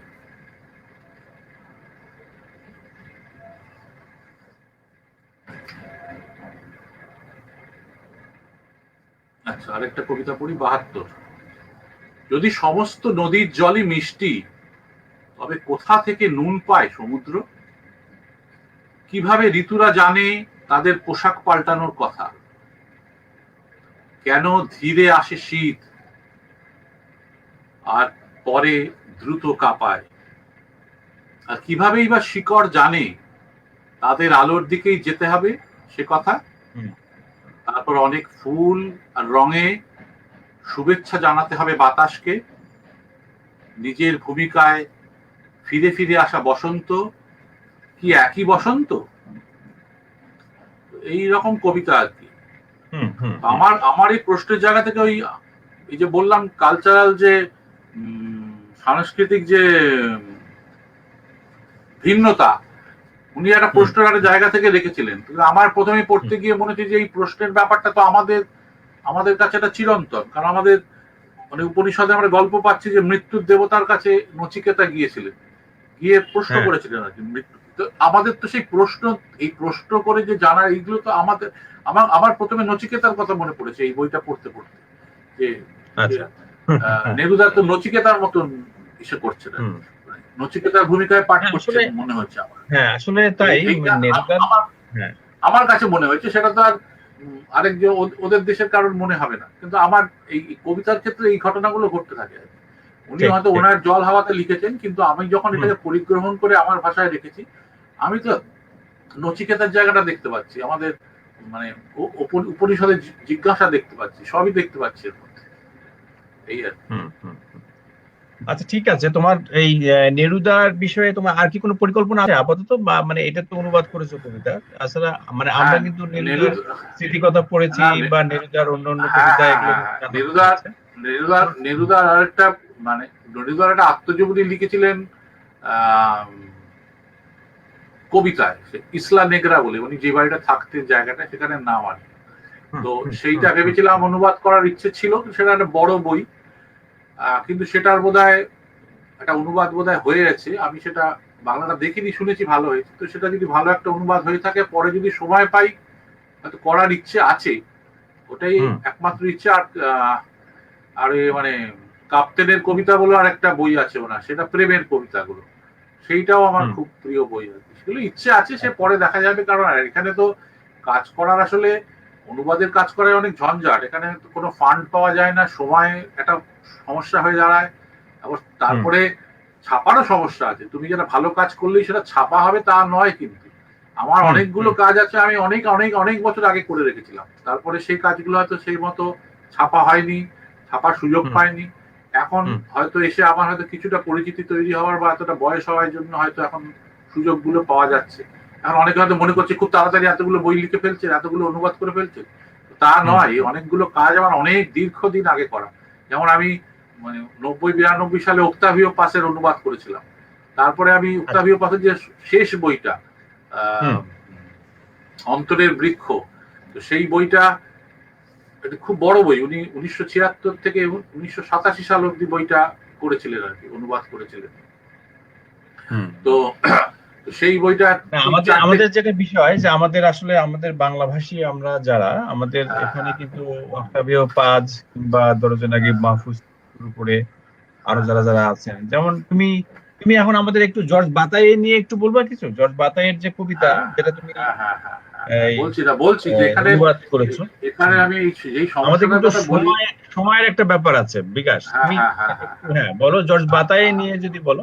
বাতাই নিয়ে আমি বলছি, তার আগে আমি এই একটা কথা বলে নিয়ে এই পাস নিয়ে যে আমার অভিজ্ঞতাটা আর কি। তো পাসের নিয়ে আমি সে দীর্ঘ কবিতার কাজ বহুকাল 92 সালে করেছি। তারপরে কিন্তু আমাদের কলকাতা থেকে দুটো সংকলন হয়েছে, এবং যে সংকলনগুলো যারা করেছেন তারা আমার বন্ধু লোকই আর কি। বন্ধু না বলে আমার এখন যেটা মনে হয় যে বন্ধু না বলে পরিচিত বলাই ভালো আর কি। পরিচিত জনেরাই করেছেন, কিন্তু আমার যে অনুবাদগুলো তাদের সংকলনে কিন্তু সংকলিত হয়নি। এখানে একটা রাজনীতির মতো কাজ, বা লবি বলো যাই বলো, সেটাও কাজ করে। কিন্তু এই কবিতাটা ভালো হয়েছে বলেই যে সেটা এখানে এসে পড়বে তার কথা নেই আর কি। সেইখানেও আমি এই ব্যাপারটার শিকার হয়েছি বলতে পারবো আর কি। এই জায়গাটা ওপেন নয়, এমনি আমাদের পাঠক গোনাগুন্তি পাঠক, তার মধ্যে আবার নিজেদের মধ্যেই কতগুলো দলাদলির ব্যাপার থাকায় সেটা আমার খুবই মানে আমার কাছে খুব বেদনার একটা এক্সপিরিয়েন্স। যাই হোক, এটা আমার ব্যক্তিগত আমার ব্যাপার, এই সেটা হয়তো সর্বত্রই আছে হয়তো পৃথিবীর। আমি যেটুকু বুঝি যে তোমার অনুবাদ খুব আসলে অত্যন্ত, তুমি মানে শব্দের যে ঘ্রাণ সেটা বুঝতে পারো, এবং শব্দ সাথে শব্দ, তারপরে শব্দের যে সম্পর্ক, সেখানে যে রিদম, এবং সেটি বাংলা ভাষায় অ্যাটাচ করা, সেই এনগেজমেন্ট, এটা আমি দেখেছি তোমার লেখার মধ্যে তীব্রভাবে সেটা আছে। এবং কবি বিকাশগঞ্জ চৌধুরীর জন্যই হয়তো এই জিনিসগুলোকে তুমি আলাদাভাবে অ্যাটাচ করতে পারো, তোমার এনগেজমেন্টটা হ্যাঁ, জরুরি হয়ে ওঠে নানাভাবে, এটা একদম আমরা হ্যাঁ। জানি। কিন্তু তারপরে যেটা ব্যাপার সেটা হচ্ছে যে এই এই কাজ করা একটু কঠিন কাজ, মানে এটা একটু রেয়ার এলাকা আমাদের হুম, নিশ্চয়ই, যেটা সেখানে আসলে তুমি যে কাজে নেমেছো এটার তো একটা হুম। প্ল্যান আছে, তুমি বাতায়ে বাতায়ে সম্পর্কে হ্যাঁ, আমরা একটু হ্যাঁ, শুনবো। হ্যাঁ এই হ্যাঁ, এই দেখ, অনুবাদে, হ্যাঁ, হ্যাঁ, হ্যাঁ, অনুবাদে বাতাইয়ের কথা হ্যাঁ, তোমাকে বললাম যে বাতাই বলো। বা পিসারডিককে আমার ধরার জায়গা এটাই যে তারা এই যে নৈশব্দকে ধরার খুব চেষ্টা করছে না শব্দ দিয়ে। আমাদের কবিদের তো শব্দ ছাড়া উপায় নেই, শব্দ দিয়েই ধরতে হবে। আমরা যদি নৈশব্দকে ধরতে চাই, নৈশব্দকে শব্দ দিয়েই ধরতে হবে। হ্যাঁ তারপরে নৈশব্দ, না, তুমি দুটো তারপরে দুটো জিনিস দুটো জিনিস এক্সপোজ করলে এখানে, যে দুইজনের ক্ষেত্রে একটা ধরনের মিলও আছে পিসারনিক এবং নেরুদার মধ্যে, নৃত্য এবং নেরুদা নয়, নিঃসঙ্গতা। হ্যাঁ, নেরুদা নয়, মানে বাতাইয়ের ক্ষেত্রে, বাদে। আচ্ছা, এই বাতাইয়ের যে ক্ষেত্রে মৃত্যু দুজনই। এবং নিঃসঙ্গতা হ্যাঁ, এটা হয়তো, মৃত্যু, হ্যাঁ। হ্যাঁ এটা, আর একটা, হ্যাঁ, হ্যাঁ, মৃত্যু চেতনা। তো এইটা কি শব্দের, মৃত্যু চেতনা সকলের, অনেক হুম, বড় কবির মধ্যে বলো আছে, বলো সেটা কোনো বলো বলো। সমস্যা নয়। কিন্তু এরা একটা অন্য একটা জগতের কথা বলেছেন, যেটা এটি একটু খালি ধ্বংসের কথা বা খুব দুঃখের কথা সেই জায়গাটা নয়। উনি আহ, একটা অধরা অঞ্চল, সেই জায়গাটাকে ধরার চেষ্টা করছেন, বা একটা নৈশব্দকে ধরার চেষ্টা করেছেন বলে আমার বোধ হয়েছে, এবং সেটা কবিতার মাধ্যমে ধরার চেষ্টা করেছেন। এইটা, এই জায়গাটা আমার খুব ভালো লাগে। কবিতায় তুমি একটা বক্তব্য বললে সোজা, সেটা তো সরাসরি বললে তো হয়তো হুম, ফুরিয়ে গেল। বক্তব্যটা যে শোনা আমার বোঝা হলো, এবং সেটা হয়তো ওয়েল ক্রাফটেড, সেটা হয়তো অন্তর্মিল দেওয়া ভালো, সেটা হয়তো ছন্দের মাপ খুব ভালো, এইসব দিকেও কবিতাটা উঠতে গেল। কিন্তু যখন তুমি দেখা যাচ্ছে অধরা অঞ্চল বা শব্দ দিয়ে আমরা একটা অধরা অঞ্চল ধরার চেষ্টা করছি, যেটা আমরা বলি যে কবিতাটা অনেকটা ধরতে পারলাম, তারপর অনেকটা মনে হলো ধরা গেল না, সেই জন্য আমি আবার কবিতাটা পড়ি। অনেক ভালো কবিতা দেখবে আমরা অনেকবার পড়ি, বারবার হুম, পড়ি, কারণ আমরা সেই অঞ্চলটাকে আরো মানে এক্সপ্লোর করার চেষ্টা করি আর কি, খুঁজে তার ভেতর থেকে হুম, আরো কিছু পাওয়ার চেষ্টা করি। অনেক সময় আমাদের যে ভাবনা ছিল, ভাবনাটা হয়তো অনেকটা পাল্টে পাল্টেও যায়, কিন্তু আমাদের এই একটা খোঁজা আর কি, একটা খোঁজ আমাদের থেকে যায় আর কি। সবসময় ডিস্ট্রাকটিভ, মৃত্যু মানে যে করে ডিস্ট্রাকটিভের জায়গা, সেই জায়গাটা আমি বলছি না আর কি। বাতাইকে নিয়ে ভয়ঙ্কর কথা আছে, যে ওনার লেখার মধ্যে খুব অশ্লীল শব্দ আছে, ওনার মানে যৌন সব অঙ্গের কথা আছে প্রচুর, ইরোটিক, তার লেখা খুবই ইরোটিক, যেটাকে বলা হয় ইরোটিক আছে। আর সব থেকে বড় কথা, বাংলা ভাষায় তো ইরোটিক লেখার কোনো ধারা নেই। হঠাৎ করে, মানে আগে ছিল, মনে করো হুম, বিদ্যাসুন্দর এসব কাব্য যে ছিল, তারপরে তো সেই ধারাটা বিলুপ্ত হয়ে গেছে। ভিক্টোরিয়ান যে প্রিজিউডিস বলো বা যাই বলো, সেই নীতিবাগীশতায় সেইটা লোপ পেয়েছে আর কি, আমাদের দেশ থেকে লোপ পেয়ে গেছে। তো এই জায়গাগুলো দিয়ে তো উনি প্রেমকে, মৃত্যুকে, এগুলোকে ধরার চেষ্টা করছেন। কারণ আমি একটা ওনার মর বলে একটা ছোট লেখা আছে, সেটা আমি টেক্সটই বলছি, আমি সেটাকে গল্প আখ্যান কিছু বলছি না, কিন্তু সেখানে কবিতাও বলতে পারো, যে এক একটা পাতায় যতটা ধরে, হয়তো কম বেশি করে, এরকম প্রায় 28 কি 32টা পাতায় লেখাটা শেষ হয়েছে আর কি। তো সেইখানে মানে যৌনাঙ্গের কথা আছে, যৌন মিলনের কথা সবই আছে, এবং সেটা খুবই আমাদের যেটাকে বলা যায় অনেক সময় বস্তির ভাষা বা রাস্তার ভাষা বলতে পারো, সেই ভাষাটা উনি লিখেছেন ওখানে। ওখানে সেটা ওই ভাষায় সেটা চালু শব্দ, ওখানে যত সহজে লেখা যায় আমাদের কাছে সেটা অত সহজে আমরা লিখতে পারি না। ওটা লিখতে গেলে আমাদের অসুবিধা হয়, কারণ ওটা আমাদের কাব্য ভাষার মধ্যে ওটা একটা ঢোকেনি। কিন্তু আমি ওই লেখাটার মধ্যে কোনো ইরোটিসিজম পাইনি খুঁজে। আমি ওটার মধ্যে আহ, প্রেম এবং প্রেমের জন্য যে মৃত্যুর জায়গা, মৃত্যুকেও বরণ করে নিতে পারে প্রেমের জন্য, প্রেমের যে এই জায়গাটা, যে প্রেমাস্পদকে পাওয়ার জন্য মৃত্যুকে, তাকে মৃত্যু নিয়ে যাচ্ছে, তো সেরকম মৃত্যুর সঙ্গে লড়াই করছে, তার গায়ে থুতু দিচ্ছে। ওটা আমরা যখন অসহায় হয়ে পড়ি কিছু, সে বুঝতে পারছে যে আমি এই মৃত্যুর সঙ্গে লড়াই করতে পারবো না। তো আমরা যখন কারোর সঙ্গে লড়াই করতে না পারি, আমার যদি হাত পা দুটোকে বেঁধে দেওয়া, আমি কি করবো? রাগের চোটে হয়তো থুতু ছেটাবো, তার গায়ে হিসি করে দেবো, এরকম করতে পারি। তো এইখানেও সেরকম সেরকম সমস্ত ঘটনার কথা লেখা আছে। এখন তুমি যদি বলো যে এই থুতু ছেটানো, ওই হিসি করা, আরো আরো যৌন অনুষঙ্গের কথাও লেখা আছে, কিন্তু সেগুলো তো একটা লোক রেগে গিয়ে করে, এটা তো খুব বাস্তব আমাদের কাছে। তো যে সে যখন অসহায় হয়ে পড়ে, তখন করতে করতে লাস্টে দেখা যাচ্ছে সে মৃত্যুকেও বরণ করে নিল আর কি। মানে সে মানে তার প্রেমাস্পদের জন্য সেটাও করতে লাগে। তো আমার কাছে ওটা একটা পুরো মানে প্রেমের একটা লেখা। সেই জায়গা থেকে আমি সেই লেখাটা অনুবাদ করেছিলাম, কিন্তু ওই লেখা আমি জানি সেই লেখা ছাপাও খুব দুষ্কর, সেটা ছাপা নিলে খুবই হইচই হবে। কিন্তু যাই হোক, এইটা আমি করেছি একটা অনুবাদ, সেটা হয়তো একবারে সরাসরি বই হিসাবেই প্রকাশিত হবে আর কি। এরকম আমি ভাবনা হয়েছে। তো এই বাতাই নিয়ে আমার ভাবনাটা আচ্ছা, এরকমই আর কি। এই জায়গা থেকে আমি বাতাইয়ের লেখা আমি পছন্দ করেছি ওই জায়গা থেকে। বাতাইয়ের ফিলোসফিক্যাল ডিসকোর্স প্রচুর আছে। বাতাই ইরোটিসিজমের উপর বড় লেখা লিখেছেন। তো বাতাই সাহিত্যের জায়গা থেকে লিখেছেন, আর বাতাই তো সাদের ভক্ত বা সাদের অনুসারী।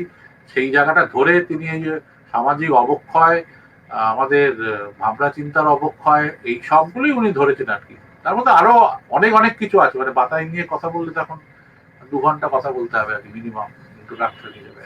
আচ্ছা, না যারা না বাতাই ঠিক আছে। চর্চা করেন, হ্যাঁ সেটাই। এখন তোমরা বাতাইয়ের কিছু কবিতা যদি চাও পড়া যেতে পারে হ্যাঁ, এই অবধি। হ্যাঁ, বাতাইয়ের আর কবিতা আর পিছান্ডিকের আর কবিতা আমরা একটু শুনবো। তার আগে তুমি একটু হ্যাঁ হ্যাঁ পিছান্ডিক যদি নিয়ে যদি আমাদের একটু পরিচয় করানোর ব্যাপার থাকে, এবং সেই সাথে বাত সাথে বাত বাংলা বাতায়ের ভাষায় যে কবিতা। পিছান্ডিকের কবিতা তুমি নিয়ে এসো সেটা একটু বলো। হ্যাঁ, তো বাতায়ের কবিতাকে আমি কিছু পড়ে নেবো, একটা দুটো। আচ্ছা, হ্যাঁ, পড়তে পারো। হ্যাঁ করো, কারণ খুব পাঠকরা, খুব একটু শর্টলি করো। হ্যাঁ, হ্যাঁ আমি দুটো দুটো কবিতাই পড়ি এখন, কারণ আমার আর বেশি এইখানেও কিন্তু কবিতার কোনো শিরোনাম নেই। হুম, হুম, এ দুনিয়ায় আমার কিছুই করার নেই পোড়া ছাড়া। মৃত্যু তোমায় ভালোবাসি। তোমার অস্থিরতা একটা পাগল হাওয়া তোমার মাথার ভিতর শীষ দেয়। হাসতে হাসতে তুমি ক্লান্ত হয়ে যাও। তোমার হৃদয় ছিঁড়ে খুঁড়ে একটা তেতো শূন্যতার জন্য তুমি আমার থেকে পালাও। যদি তোমার ভালো লাগে ছিঁড়ে ফেলো আমায়। জ্বরের তাপে জ্বলে যাওয়া আমার চোখ রাত্রির মধ্যে খুঁজে পাবে তোমাকে। আচ্ছা, আচ্ছা, আর একটা ছোট্ট কবিতা পড়ি, আমি এখন আর পড়বো না। তাই আমার হৃদয়ে বসত করে মৃত্যু। এক কচি বিধবার মতো সে ফোফায়, সে ভয় পায়। আবার ভয় হয় আমি বমি করে ফেলবো। পাখিদের ফালা ফালা করে আকাশের দিকে চেয়ে বিধবাটি হাসে। তো এইটা আমার একটা খসড়া কবিতার অনুবাদ থেকে একটা ছোট বই হয়েছিল, অল্প কয়েকটা কবিতা নিয়ে। এই যে বইটা ছোট্ট একটা পুস্তিকাই বলা যেতে পারে। তো সেইটা আমি পরে বাতায়ের যে গালিমার থেকে যে বড় বইটি আছে তাতে 70টি কবিতা আছে। তো এই 70টি কবিতা আমি অনুবাদ করেছি। 70টি কবিতা অনুবাদ করেছি। এই 70টি কবিতা নিয়ে এরপর একটা মানে বড়, মানে অনেকটা পূর্ণাঙ্গ একটা কবিতার বই হবে বলে আমার মানে ইচ্ছা আছে। তাহলে বাতাই নিয়ে তোমার একটা আচ্ছা, প্ল্যান আছে আর কি, যে একটা হ্যাঁ বড় বাতায়ের, পূর্ণাঙ্গ বই তুমি করছো। হ্যাঁ হ্যাঁ কবিতার একটা বড় বইয়ের কথা আছে। আর ওই যে বললাম মর বলে যে লেখাটা, সেটাও আমার এত ভালো লেগেছিল। সেটা একসময় ভেবেছিলাম অসম্ভব করা যাবে না, কিন্তু সেটা করতে পেরেছি আমার মতো করে একটা। ওটাও আমার ইচ্ছে আছে যে যদি একটু বাইলিঙ্গুয়াল দ্বিভাষিক ছাপানো যায় তাহলে ভালো হয়। যারা ফরাসি পড়তে পারেন তারা দুটোই পড়ে দেখতে পারলে, ছোট লেখা তো, তাহলে ফর্মটা জায়গা লাগলো, এগুলো হতে পারে আর কি। আর প্রত্যেকটা লেখার চ্যাপ্টার মানে এক পাতা এক পাতা করে, এবং যদি লেখাটা বড় হয় তাহলে উপর থেকে যতটা জায়গা ছাড়া সম্ভব, মানে নিচ থেকে মনে হচ্ছে কবিতার বই যেমন উপর থেকে মেকআপ করা থাকে, এটা নিচ থেকে মেকআপ করা। কবিতার বইয়ের যেমন উপরে নাম লেখা থাকে, এখানেও প্রত্যেকটা চ্যাপ্টারের নাম নিচে লেখা আছে, নিচে নাম লেখা চ্যাপ্টারে, তারপরে লেখাটা আরম্ভ হয়েছে। সেটা উপর থেকেই পড়ছি আমরা। কিন্তু যদি 5 লাইনের হয় তাহলে নিচের দিক থেকে 5 লাইন, উপরটা সাদা। এবার সেটা যদি 20 লাইন হয় তাহলে উপরটা অল্প ফাঁকা, এভাবে ছাপা হয়েছে। ওই লেখাটাও আমি ছাপানোর চেষ্টায় আছি, এবং সেটার মধ্যে আমি একটা বাতাই পড়তে যাতে সুবিধে হয়, বাতায়ের যেগুলো প্রধান প্রধান শব্দ আর কি, মানে নুডিটি, তারপরে ডার্কনেস, ভায়োলেন্স, এরকম 4-5টা বিষয় আছে। এই বিষয়গুলো নিয়ে একটা ছোট ভূমিকার কথা ভেবে রেখেছি, যাতে বাতাই পাঠে একটা সহায়ক হতে পারে আর কি। আমি বলবো না যে ওইটার আলোকেই পড়তে হবে, কিন্তু ওটা একটা সহায়ক পাঠ হিসাবে কাজ করতে পারে। এইটা আমার ভাবনা।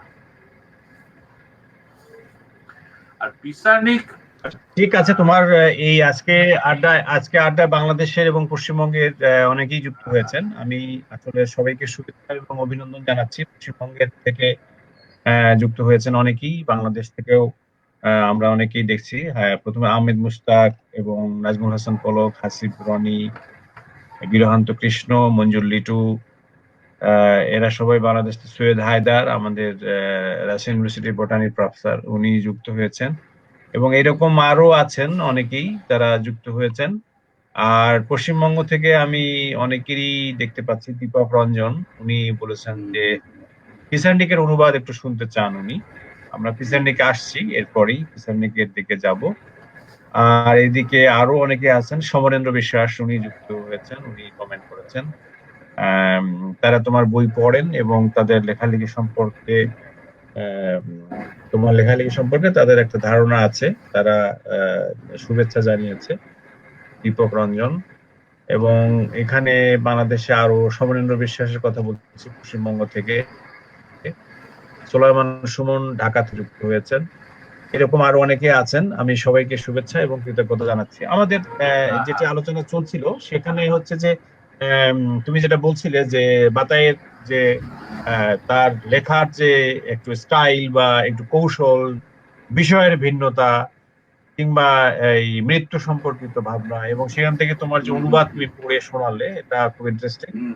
আমরা একটু এবার একটু সার্থ সম্পর্কে একটু, যদি তুমি সার্থের যে কালো অরফিউজ তুমি অনুবাদ করেছিলে আমাদের পত্রিকাতে ছাপা হয়েছিল এই বর্তমান আচ্ছা, সংখ্যায়, আমরা এটা যেটা যদি একটু বলো।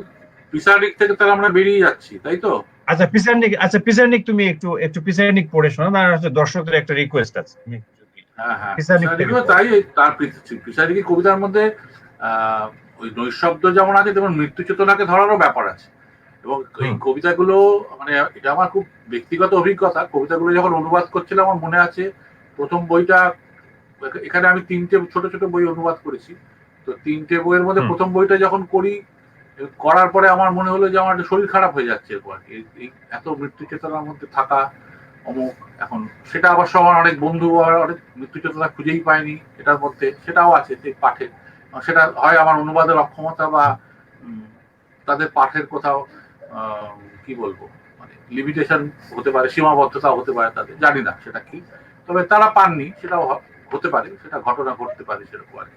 কিন্তু তখন আমি আরেকটা বই দিলাম, যে তাহলে তার ছোটবেলার একটা বইয়ে দেখি হয়তো 36 বছর বয়সে এসে আত্মহত্যা করছে, তার ছোটবেলার দিকে, তার ছোটবেলার তার একটা 19-20 বছরের বয়সের একটা লেখা অনুবাদ করতে গিয়ে দেখলাম না সেটাও, মানে উনি, মানে এই মৃত্যু চেতনা, মৃত্যুর মধ্যে এই চেতনাটার মধ্যে তিনি খুবই মানে সম্পৃক্ত প্রথম থেকেই আর কি।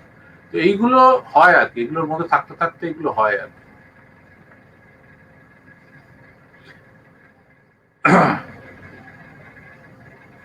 উপলব্ধি। রাতে তোমার পাশে চাবিকাঠি শব্দেরা রহস্যের সূত্র হয়ে উঠছে। মৃত্যু কামনা হোক রাজা, সব সময়ই যেন তোমার শরীর সম্পর্কের এক প্রেমময় পরিসর হয়ে থাকে। তারপরে কবিতা, তোমার বার্ষিকীতে গ্রহণ করো আমার এই মুখ, নিঃস্ব ভিক্ষার্থী মুখ। গ্রহণ করো সেই ভালোবাসা যা আমি চাই। গ্রহণ করো আমার সেই অংশ যা তুমি। তারপর একটা কবিতা হচ্ছে ধ্বংস। এখানে একটা কোটেশন লেখা আছে কেবেদোর, স্পেনের বিখ্যাত কবি কেবেদোর একটা ছোট্ট উদ্ধৃতি দেওয়া আছে, যুক্তিতে নয় চুম্বনে। এটা একটা 2 লাইনের কবিতা। শব্দ নিয়ে এই যুদ্ধ থেকে আমাকে লুকো, আর আমার এই পঞ্চভূতের শরীর থেকে উন্মত্ততাকে তাড়াও।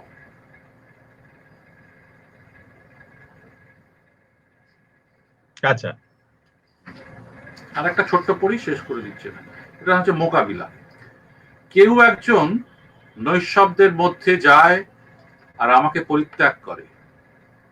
এ সময় নিস্তব্ধতা একা নয়, তুমি রাত্রির মতো কথা বলো, তৃষ্ণার মতো নিজেকে জানান দাও।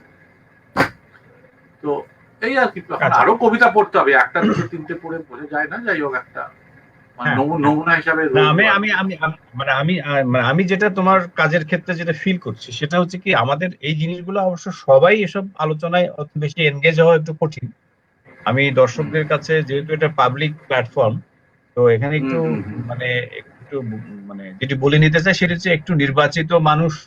এবং আসলে যেটি বিষয় যে এই যে এই বাতাইয়ে কিংবা পিসারনে কিংবা নেরুদা, তাদের অনুবাদ এবং এই অনুবাদের জন্য বিকাশের যে পরিশ্রম এবং এটার জন্য যে ধ্যান জ্ঞান এবং এক ধরনের রপ্ত করার যে ব্যাপারটা, এবং শব্দের ভেতরে যে সমস্ত অর্থ অনুসন্ধান এবং শব্দের ঘ্রাণ, শব্দের মধ্যে যে রেদম ছন্দ, সেটিকে উদ্ধার করা এবং সেটিকে উদ্ধার করে বাংলা ভাষায় বাংলাদেশের মানুষের ভাব জগতের সঙ্গে যুক্ত করা, এটা খুব একটা টাফ ডিসকোর্স। এটা সবার অবশ্য ভালো লাগবে না, কিন্তু আমরা মনে হয় যে বিদ্যায়তনিক চর্চার ক্ষেত্রেই হোক কিংবা অনানুষ্ঠানিক কোনো চর্চার ক্ষেত্রেই হোক, এই জিনিসগুলো আমাদের মানে জ্ঞান চর্চার ক্ষেত্রে সমৃদ্ধির জন্য, বা বাংলা কবিতার যে সমৃদ্ধি, বাংলা ভাষার যে সমৃদ্ধি, বাংলা সাহিত্যের সমৃদ্ধি, এটার জন্য খুবই জরুরি একটা ব্যাপার, জরুরি অনুষঙ্গ। এই কারণেই যে আমরা যদি নিজের ভাব জগৎকে যদি বিস্তার না ঘটাতে পারি, যদি প্রসারিত না করতে পারি, তাহলে কিন্তু আমাদের বিষয়, চিন্তা, ধারণায় যে আধুনিকতা এবং মৌলিকত্ব, সেগুলো অনেক দুর্বল হয়ে পড়ে। সেই জন্য এই বিকাশের যে অনুবাদ এবং শ্রম, সে ইচ্ছে করলে এই 10টা 20টা তার কবিতার বই লিখতেই পারে, কিন্তু সে 10টা 20টা নিজের মতো করে ওই কবিতার বই লেখেননি। তিনি কিন্তু আসলে কবি হয়েও তিনি অনুবাদের দিকেই ঝুঁকে পড়েছেন। তাকে যে আকর্ষণের জায়গায় আছেন বাতাইয়ে কিংবা পিসারনেক, তারাই কিন্তু তার প্রতি আকর্ষণ সৃষ্টি করেছে। আমাদের এই মূল্যায়নটা কিন্তু important ব্যাপার। এই অনুষ্ঠানের মধ্য দিয়ে আমি বিশেষ করে বাংলাদেশে যারা আছেন, হয়তো ওপার বাংলায় বা পশ্চিম বাংলায় অনেকেই তাকে চেনে, কিন্তু আমাদের বাংলাদেশে যারা আছে তার মূল্যায়নটা আমি একটু এইভাবে, বিকাশের মূল্যায়নটা আমি এইভাবে করতে চাই। কিংবা আজকের এই না না, এটা এটা খুব আশাবাদী এই ভাবনা অনুষ্ঠানে একটা, আনার যেখানে মূল যে কারণটা সেটা হচ্ছে কি, যে বাতাইয়ে কিংবা পিসারনিক কিংবা সার্চ, এটা করে যে বিকাশ অনেক কিছু করে ফেলেছে আমি সেটাও বলতে চাইছি না।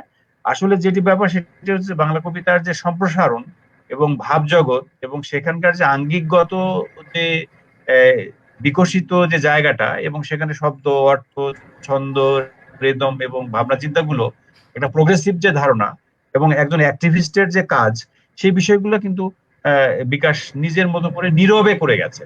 এবং এটি যে ব্যাপার সেটা হচ্ছে যে কবিতা তো লেখাই যায়, উনি নিজে কবিতা লেখেন, তিনি কবিতা লিখতেই পারেন, কিন্তু তার যে কাব্য বা কবিতা লেখার যে সামর্থ্য, সেই সামর্থ্যটা ঢেলে দিয়েছেন তিনি আসলে সার্তের অনুবাদে, পিসার্নিকের অনুবাদে কিংবা বাতায়ের অনুবাদে। তার যে সামর্থ্যটা সেই জায়গার মধ্যে প্রকাশ ঘটেছে বলে আমার মনে হয়। এবং উনি যেগুলো পড়ে শোনালেন, আমার মনে হয় যে বাংলাদেশি বাংলাদেশে যে সমস্ত কাব্যানুরাগী আছেন, যারা বাংলা কবিতা যারা পছন্দ করছেন, যারা আন্তর্জাতিক ভাবে বাংলা কবিতাকে সম্প্রসারণের জন্য কিংবা অনুবাদের সম্প্রসারণের জন্য কাজ করছেন, তাদের ক্ষেত্রে বিকাশের এই সমস্ত কাজ, বাতাইয়ে কিংবা পিসারনিক, সার্ট কিংবা এমনকি ঠিক একটা বিশেষ ইন্টারেস্টিং ব্যাপার যে কাব্যের মধ্যে থাকতে তো তার নাটকের জায়গাটা যে অ্যাটাচমেন্ট হয়েছে। আমরা জানি যে এই মলিয়ের হোক কিংবা এই আমরা যদি বলি যে বিখ্যাত নাট্যকার ব্রেক্ট,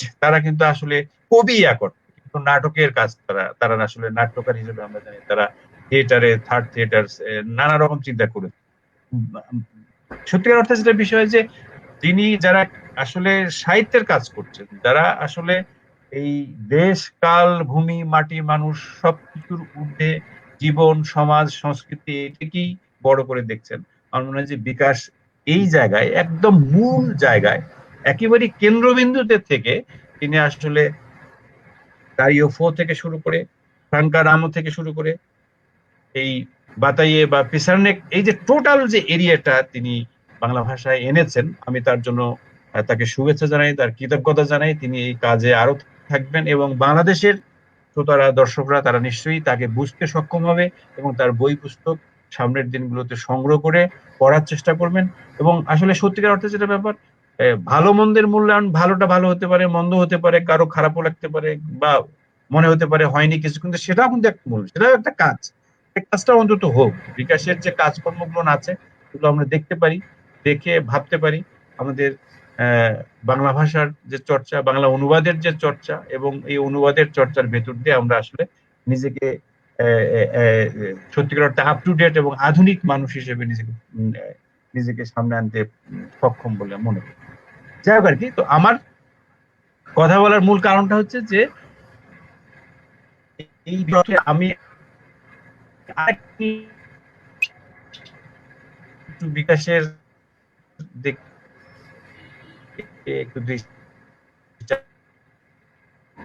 চাই। বিকাশ কিন্তু কাজ সম্পাদক, আমি জানি তার লেখালেখির জায়গা তো আছেই, তার কবিতা চর্চা আছে, কিন্তু বিষয়মুখ নামে একটি কাগজ অবশ্য সম্পাদনা করে। এবং পাবলিকেশনের যে জায়গাটা, পাবলিকেশনের জায়গাতেও তার একটা নিজস্ব পারসেপশন, দৃষ্টিভঙ্গি, একটা পয়েন্ট অফ ভিউ আছে, সেটাও খুব ইন্টারেস্টিং। আমরা পরে একটু শুনবো। আমরা একটু এর সময়ও শেষ হয়ে এসেছে, অলরেডি 1 ঘন্টা হয়ে যাচ্ছে প্রায়। আমরা আরেকটি দিক বলতে চাই।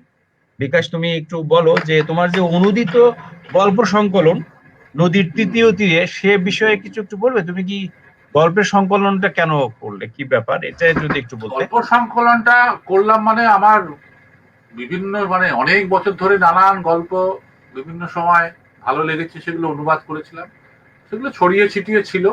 তো সেগুলো এগুলো সবই কার কার অনুবাদ?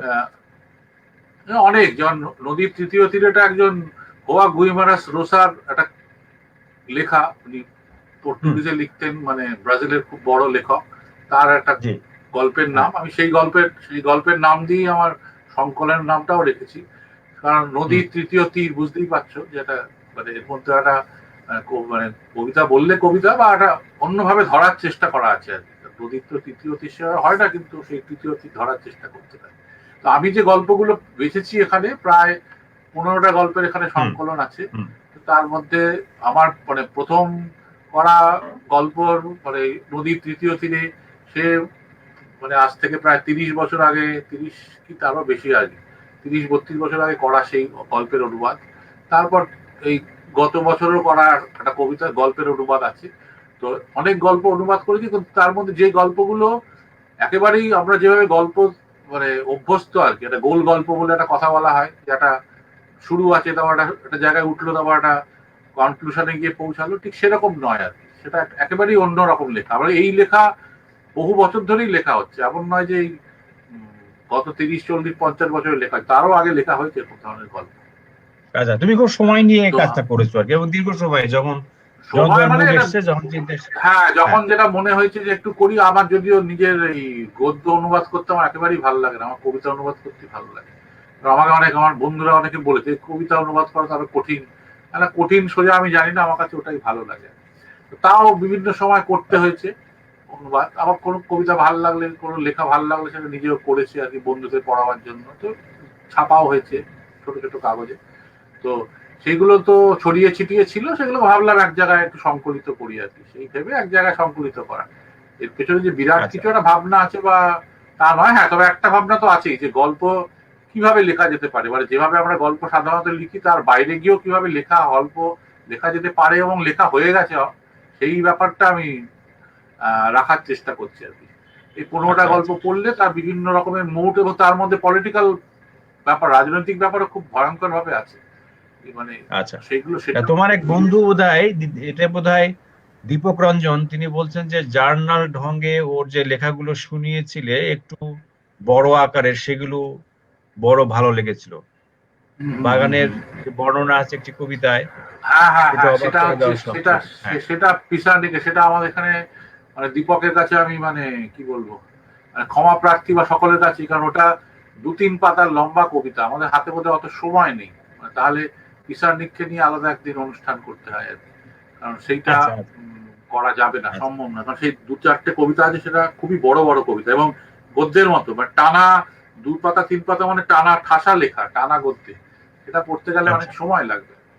এইটা আর একটা আচ্ছা, জিনিস নিয়ে আমি কাজ করছি, এর মধ্যে একটা অনুবাদ করে। তো এখানে তুমি যেটা বললে যে আমাকে এখানে পরিচয় আছে, খুব কিছুই আমার এখানে পরিচয় টরিচয় কিছু নেই, কেউ বিশেষ জানে শোনেও না। আর লেখাই তেমন ছাপা হয় না, তো লোকে জানবে কি করে। এখন কিছু লেখা ছাপা হচ্ছে এবং অনুষ্টুপে লেখা ছাপা হয়েছে কিছু, যাপন চিত্রে কিছু লেখা ছাপা হয়েছে। তো এইগুলো বড় বড় কাজগুলো যখন ছাপা হয়েছে, তারপর হয়তো একটা, হয়তো খুব খুব খুব সামান্য একটা হয়তো পরিচিতি হয়েছে।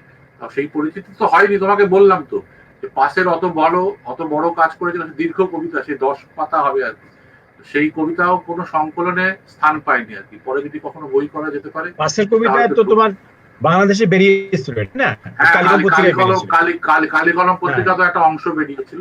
ওটা বললাম তো, হ্যাঁ, বইটা 4টে পার্ট, তো একটা পার্ট কালি কলমে বেরিয়েছিল, আরেকটা পার্ট ওই 30 বছর আগেই বেরিয়েছিল একটা কাগজে। এগুলো নানাভাবে সময় কাজ করেছি, কিন্তু জমে আছে এগুলো, এখন আজ অব্দি বইও করা সম্ভব হয়নি আর কি, সেরকম আর কি। তো আচ্ছা, এইগুলো আচ্ছা, হতে থাকে আর কি। আর আমার যেটা থাকে সেটা আমার একটা ভালো লাগার জায়গা থাকে, আমার বন্ধুদের একটা পড়াবার জায়গা থাকে। আমার মনে হয় যে বাংলায় লেখা হলে আমার বন্ধুরা হয়তো এগুলো পড়তে পারবেন। তারপরে পাঠক, আমি খুব একটা কি বলবো, বয়স্ক পাঠকদের কথা ভেবে অনুবাদ করি একেবারেই নয়। আমি তরুণ যারা নতুন তাদের কথা ভেবেই, তাদের পড়াবার কথা ভেবেই আমি বেশি কাজ করার চেষ্টা করি। এবং আমার যারা মানে মফস্বলে থাকে, যারা খুব একটা সড়গড় নয়, এমনকি ইংরেজিতেও সড়গড় নয়, তাদের জন্য আমি, আমার মনে হয় যে তারাই আমার পাঠক আর কি, এই বেসিক্যালি। তো তাদের কথা ভেবেও করি। তো এই কাজগুলো এভাবে এগোচ্ছে এবং তার মধ্যে একটা আদর্শের ব্যাপার আছে, মানে একটা বামপন্থী আদর্শ বলো বা সেই আদর্শটা কিছুটা রয়ে গেছে, আদর্শের ছোঁয়া। যেমন আমি একটা কাজ করতে, বড় একটা কাজের কথা ভেবে রেখেছি, নেগ্রিচিউড বলে যে আন্দোলনটা হয়েছিল, এই নেগ্রিচিউড আন্দোলন বা আফ্রিকার কবিতা, এই তার পরবর্তী সময় এখনো এখন আফ্রিকান কবিতা নিয়ে কোনো আলোচনাই হয় না, আফ্রিকা সাহিত্য নিয়ে আমরা কোনো আলোচনা করি না। আর লোকে কোনো অনুবাদের কাজে করে না, তার কারণ আফ্রিকার তো গরিব দেশ, তাদের তো কোনো ফান্ড নেই, ওখানে কাজ করলে তুমি পাবে না। আমি কাজ করতে গিয়ে দেখেছি, আমি যদি কানাডার কুবেকের অনেক গল্প কবিতা নিয়ে কাজ করি, তাও আমার ফান্ড পাওয়ার সম্ভাবনা প্রচুর। এবং আমাদের বিদ্যায়তনিক ক্ষেত্রে মানে কুবেকের যে সাহিত্য, সে আমাদের কাছে তেমন আমার পরিচিত নয়, কিন্তু সেখানকার সাহিত্য নিয়ে অনেকে কাজ করছেন। কিন্তু কারণ সেখানে ফান্ড আছে, সে দেশে যাওয়া যায়, সে দেশে কাজ করার জন্য পয়সা পাওয়া যায়।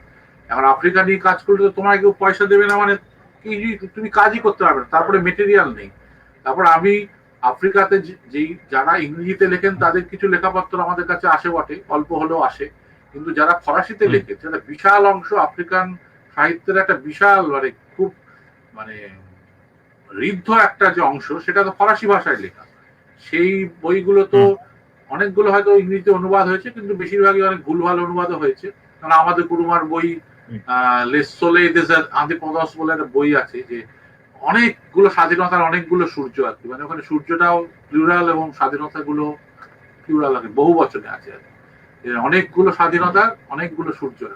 তো এই বইটার যখন প্রথম অনুবাদ হয়েছিল ইংরেজিতে, একেবারে ভুলভাল অনুবাদ হয়েছিল, তারপরে অবশ্য ঠিক করা হয়েছে। এই আমাদের কুরুমা বা কি বলবো, শেখ আমাদু খান, আমপাতা বা এদের তো নাম আমরা এখানে শুনতেই পাই না, কারণ সে অর্থে এদের ইংরেজি হয়নি, সেজন্য আমাদের এখানে আসে না। বা একজন বিখ্যাত লেখক আছে সনিলা বৌতানসি, তাদের লেখা তো এখানে আসেইনি। কবিতার ক্ষেত্রেও তাই, যারা এই ভাষায় কবিতা লেখেন, আমি যেমন জন বাপ্তিস তাতিলুতার বলে একজন কবির কবিতা অনুবাদ করেছি, তার অনেকগুলো কাজ নিয়ে তার একটা গোটা বইও অনুবাদ করেছি আমি, দুটো আরেকটা বইয়ের কাজ চলছে। তো এদের তো এখানে কেউ নামই শোনেনি, তার কারণ হচ্ছে তার কোনো বই আসে না। সব থেকে বড় কথা, তাতিলুতারের কোনো ইংরেজিতে অনুবাদ হয়নি, তো এখানে আসে না ইংরেজি অনুবাদ। মানে আফ্রিকান পোয়েট্রির যে পেঙ্গুইনের বইটি আছে, তাতে তাতিলুতারের 10টা কবিতা আছে, এবং তার যখন প্রথম এডিশন বেরিয়েছিল 68-এ, তখন তাতিলুতার লিখতেও আসেননি, মানে লেখা সবে বই বেরোচ্ছে। তো সেই বইয়ে তার কোনো কবিতা নেই। পরবর্তী সময় পেঙ্গুইনের যে পরবর্তী যে এডিশন হয়েছে, সংস্করণ হয়েছে, সেইখানে তাতিলুতারের কবিতায় একমাত্র 10টা কবিতা নিয়ে ঢুকেছে। আর আফ্রিকান ফ্রেঞ্চ পোয়েট্রি বলে আরেকটি বই, মানে আমি আমেরিকার সাথে আনিয়েছিলাম, সেখানে কিছু কিছু কবিতার অনুবাদ আছে। তাছাড়া পূর্ণাঙ্গ বই হিসাবে তো কোনো এদের কোনো বই নেই, পাওয়া যায় না। এবং সে বইয়ের মানে এখানে মানে যেমন তাতিলুতারের একটি বই আমার হাতে এসে বহুকাল আগে পড়েছিল, ওটা কোনো কারণে আমি একটা জেরক্স কপি পেয়েছিলাম আর কি। তো সেই কপি পড়ে আমি মানে মজে গেছিলাম আর কি তাতিলুতারে। তারপর বহুকাল চেষ্টা করে 2009 সালে ফ্রান্স থেকে তার একটা কবিতা সমগ্র বেরোয়, এবং সেটাও প্রেজেন্স আফ্রিকান বলে একটা সংস্থা আছে আফ্রিকানদের, মানে কোনো ফরাসি প্রকাশন সংস্থা নয় আর কি, মানে ফরাসি দেশে মানে সাহেবদের নয় আর কি, এটা কালো মানুষদেরই একটা সংস্থা। তো তারা এই যাবৎ 2জন কবির মাত্র কাব্য সমগ্র বার করেছে, তার মধ্যে তাতিলুতার একজন। তো সেই বই 2009 সালে বেরোবার পর আমি অনেক কষ্টে সংগ্রহ করতে পেরেছি। আর এইগুলো এখানে বসে তো সম্ভব নয়, এই কাজগুলো মানে একটা খুব বেয়ারা জায়গার কাজ আমি নিয়েছি, পাথর ঠেলার একটা কাজ নিয়েছি আর কি।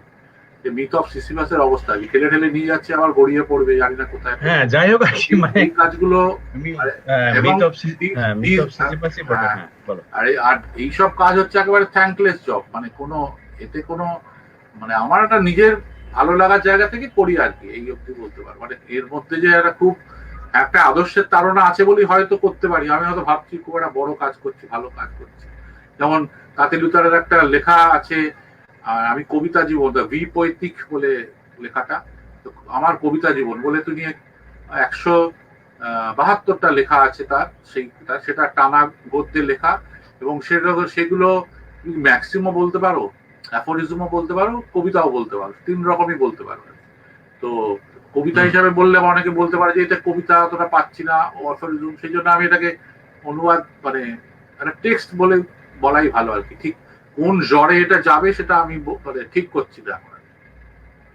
তো এইটা সেই 1978 থেকে 1993 সাল, এতগুলো বছর, 24টা বছর ধরে উনি এটা লিখেছিলেন। ওনার কবিতা নিয়ে ওনার যে ভাবনা চিন্তা, কবিতা বিষয়, কবিতা যাপন, এই সব নিয়ে একটা লেখা। এরকম লেখা তো খুব একটা মানে বাংলাতেও নেই, এবং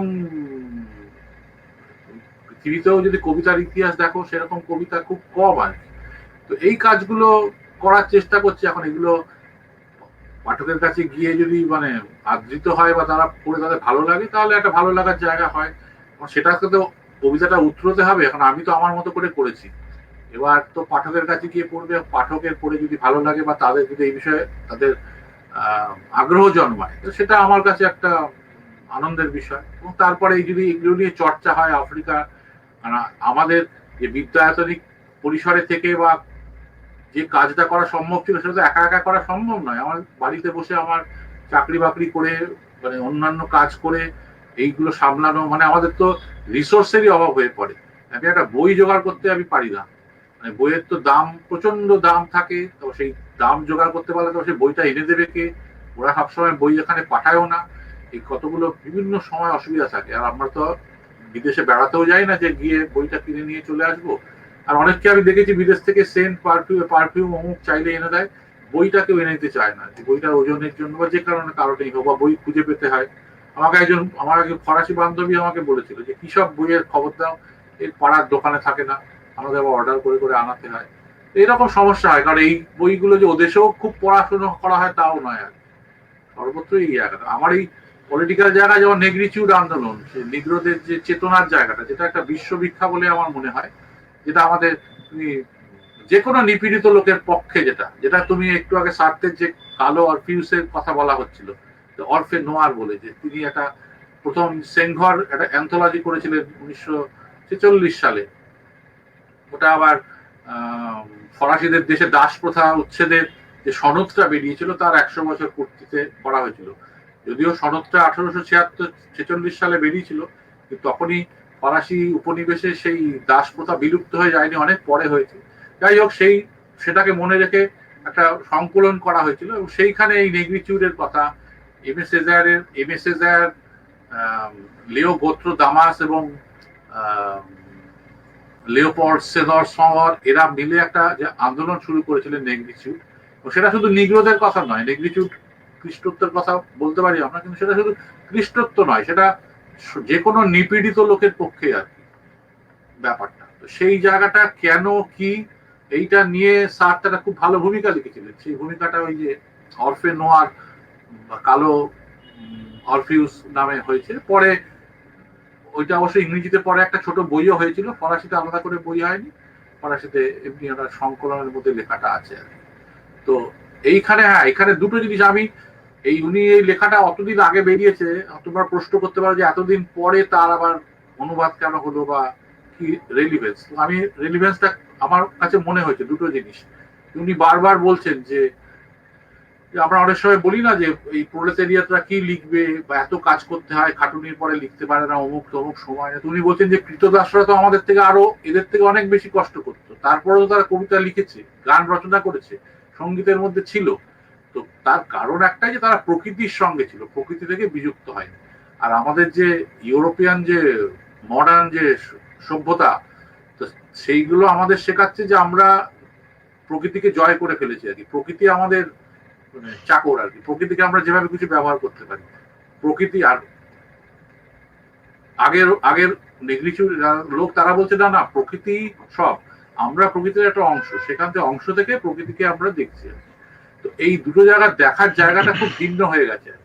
সেইটা আমার এখন আমাদের এখানে বাংলা কবিতার ক্ষেত্রেও মনে হয় যে অনেক সময় আমরা দেখি আঙ্গিকের বড় বাড়াবাড়ি, যে আমাদের এখানে প্রচুর কবিতা লেখা হয় যেটা গঠনগত দিক থেকে খুব উন্নত মানের কবিতা, কিন্তু তা কোথাও যেন আমরা কি পাচ্ছি না মনে হয় মাঝে মাঝে। যে চেহারাটা তো অঙ্গসজ্জা তো খুবই ভালো হলো, শুনতেও ভালো লাগছে, কিন্তু কোথাও যেন কবিতা নেই বলে আমার মনে হয়। সেখানে এইটা একটা খুব বড় জায়গা যে আমরা প্রকৃতি থেকে আমরা বিযুক্ত হয়ে পড়েছি। আমরা যে এই যে পণ্যায়ন ঘটেছে, কনজিউমারিজম যে ব্যাপারটা হয়েছে, তার মধ্যে ঢুকে পড়েছি। সবকিছু টাকা দিয়ে মাপা হচ্ছে। এই জায়গাগুলো মানবতার মানে মানবিক জায়গাগুলো আস্তে আস্তে ধ্বংস হয়ে যাচ্ছে। তো এইখান থেকে আমরা প্রকৃতি থেকে বিযুক্ত হয়ে যাচ্ছি। এই জায়গাটা একটা খুব বড় জায়গা।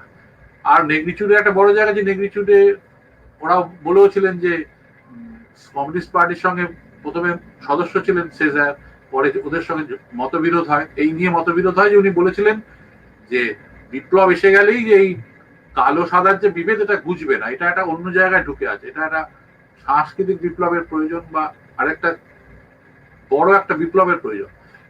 উনি বলছেন যে আমি কমিউনিস্ট পার্টি ত্যাগ করছি, মানে এই নয় যে আমি দক্ষিণ পন্থা দিয়ে বিপ্লব আসবে বা পরিবর্তন আসবে, তা নয়, বাম পন্থা দিয়েই আসবে। কিন্তু এই জায়গা সেটা তো আমরা জানি, একটা কালো যে সাদা যে প্রলেতারিয়েত ইউরোপে, সেও তো একটা মানে কালো লোককে ঘৃণা করে, মানে তার মধ্যে একটা রেসিজমে আছে, এখনো আছে। সেটা আমাদের দেশেও, আমাদের দেশও তো এরকম রেসিজমে ভর্তি। আমাদের দেশে একটা মানে গরিব, উচ্চ বর্ণের একটা গরিব লোক, একটা নিম্নবর্গের যে অনেক মানে কি বলবো, সে অর্থে অনেকটা উন্নতি করেছে এরকম একটা লোককে তাও সে চোখে খারাপ দেখে। ও যাই হোক, সে তো নিচু বর্ণের লোক, এরকম একটা বলে। এইটা তো আমাদের মধ্যে আছে। এইটাকে অস্বীকার করা মানে তো ভাবের ঘরে চুরি। এই জায়গাটাকে তোমার অতিক্রম করতে হবে। এই জায়গাগুলো এই লেখাটার মধ্যে, কালো অর্টিস্টের মধ্যে খুব ভালোভাবে লেখা হয়েছে। আমি জানি না এটা কেন এতদিন অনুবাদ হয়নি, মানে আমার চোখে তো পড়েনি অনুবাদের কথাটা, বা কেউ অত খুব একটা বলেন না। তো এই লেখাগুলো আমার মনে হয় যে খুবই খুবই খুবই জরুরি। আর সেই জায়গা থেকে আমি মনে করেছি কতটা জরুরি সেটা পাঠক বা তোমরা বলতে পারবে। আর তুমি তো চিহ্নতে আসলে লেখা, তুমি তো চিহ্নতে লেখাটা ছেপেওছো, তুমি বুঝতে পারছো আর কি লেখাটা পড়ার সূত্রে। না ছেপেছে এবং আমাদের এটা একটু ভালো ফিডব্যাকও এসছে। হ্যাঁ, ঠিক আছে। আমরা আসলে বিকাশের যে কাজের ক্ষেত্র এবং তার যে চিন্তা চেতনার যে জায়গা এবং তার যে পরিস্থিতি ধারণাগুলো আছে, বিশেষ করে সেটাকে যে তার লেখালেখির অংশ করা এবং সেটাকে তার চলাফেরা জীবনযাপনের অংশ করা, এবং এটাতে উনি আসলে দেশ কাল কোনো কিছুই সে বাউন্ডারির মধ্যে থাকছে না। যেমন নেগ্রিচুড আন্দোলনের কথা আমরা এতক্ষণ ধরে শুনলাম, এবং নেগ্রিচুড ব্যাপারটা সেটা শুধু একটা এলাকার মধ্যে সীমাবদ্ধ নয়, এটা আমাদের মধ্যেও আছে। রেসিজমের ব্যাপারটা তিনি বললেন। সমস্ত কিছু মিলে তার লেখালেখির একটা বিরাট জায়গা আছে। আমাদের আসলে সময় নেই, সময় শেষ হয়ে গেছে, আমাদের একটু শেষ করতে হবে এখন। আর এইসব আলোচনার জন্য আসলে দীর্ঘ সময়েরও দরকার, তার কারণ যেমন বাতায়ের কথা বলতে চাই, সেটার জন্য এই 1.5-2 ঘন্টা লাগে। বা পিসান্ডিকের কথা বললে অনেক সময়ের প্রয়োজন। যেকোনো বড় কবি নিয়ে কথা বলতে গেলে সময়টা লাগবে। রাইট রাইট রাইট রাইট অনেক সময়ের দরকার। আমরা একটু দর্শকের এবং যারা মানে আমাদের সঙ্গে যুক্ত আছে তাদেরকে একটু ছুঁয়ে যাওয়া এবং জিনিসগুলো একটু ডেলিভারি দেওয়া, যে এইরকম কাজ তিনি করেছেন। আমরা আসলে একদম শেষ পর্যায়ে এসেছি। এই শেষ সময়ে কবি বিকাশগঞ্জ চৌধুরী তার নিজের যে কবিতা বৃন্দাবনী সারং, সেখান থেকে আমরা একটা কবিতা পড়ে আজকের মতো সম্মুখে শান্তি পাড়াবার অনুষ্ঠানের 20তম পর্ব আজকে শেষ করব। এরপরে নিশ্চয়ই তার সঙ্গে আমাদের দেখা হবে। এখন বৃন্দাবনী সারং থেকে আমরা তার যেটি মৌলিক কাব্যগ্রন্থ, সেখান থেকে একটি কবিতা যদি পড়ে শোনান তাহলে আমরা আমি যদি আসলে বৃন্দাবনী সারেং এর কবিতাগুলো সবই 4 লাইনের কবিতা, এবং সেখানে আমিও সেই জায়গাটাই ধরার চেষ্টা করেছি, সেই শব্দ দিয়ে নৈশব্দকে ধরার, যে শব্দগুলো যে আমি লিখছি সেইগুলোর মধ্যে কি বলবো, সেইগুলো সেই শব্দগুলোর মানের মধ্যে এটা ধরা নেই। আর এছাড়া আমার মানে বড় কবিতাও আছে, কিন্তু এই বইটায় আমি আর কি সবই এই 4 লাইনের কবিতায় লিখেছি। সেগুলো আমি শব্দটাকে শব্দটাকে পেরিয়ে গিয়ে ধরার চেষ্টা করেছি আর কি। আমি এটা থেকে কবিতাই আমাদের একটা খুব মানে ছোট বোধের একটা জায়গা থেকে, মানে একেবারেই আনপড়া একটা বোধের জায়গা থেকে আমার মনে হচ্ছে যে তোমার দুটো জিনিস, তোমার মৃত্যু এবং নিঃসঙ্গতা, শুধু পিসান্ডিক নয়, শুধু বাতাই নয়, তোমাকেও এটা প্রভাবিত করেছে। আমি এই নিয়ে প্রভাবিত করেছে। আমি এইরকম ব্যাপারটা ভাবি এবং এইটার সাপোর্ট পেয়েছি আমি ওদের মধ্যে। ওটার যে ওদের দ্বারা আমি প্রভাবিত হয়েছি তা নয়, এটা আমার ভাবনাটাও এরকম। তার সঙ্গে এদের অনেকটা মিল পেয়েছি, তারা আমার সাপোর্ট মানে তাতে ভালো লেগেছে আমার, সেই জন্য আমার ভালো লাগার আচ্ছা জায়গাটা সেরকম। আচ্ছা আচ্ছা আমি আচ্ছা, ঠিক তিন আছে, চারটে পড়ে পড়ি, শোনাও খুবই একটু আমাদের। খুবই হ্যাঁ ছোট ছোট আর কি। হ্যাঁ। হুম। ও মহাদেশে প্রজাপতি উড়ল, নেচে উঠল ফুল, চলকে উঠল মধু, এ মহাদেশে পাহাড় ফেটে আগুন বেরোলো।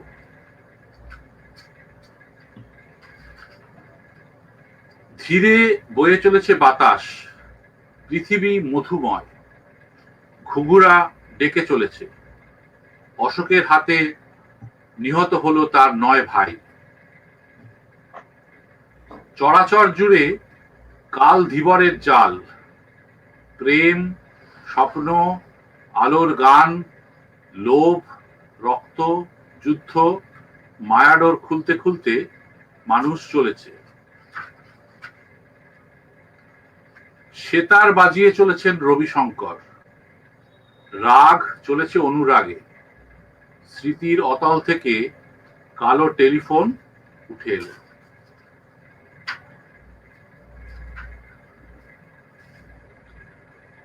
আচ্ছা, আমাদের এখানে যে কবিতা, আমাদের যে শীর্ষক সেই শান্তির পারাবার, সেটাও আমার কবিতার মধ্যে এই শব্দগুলো আমিও ব্যবহার করেছি আর কি।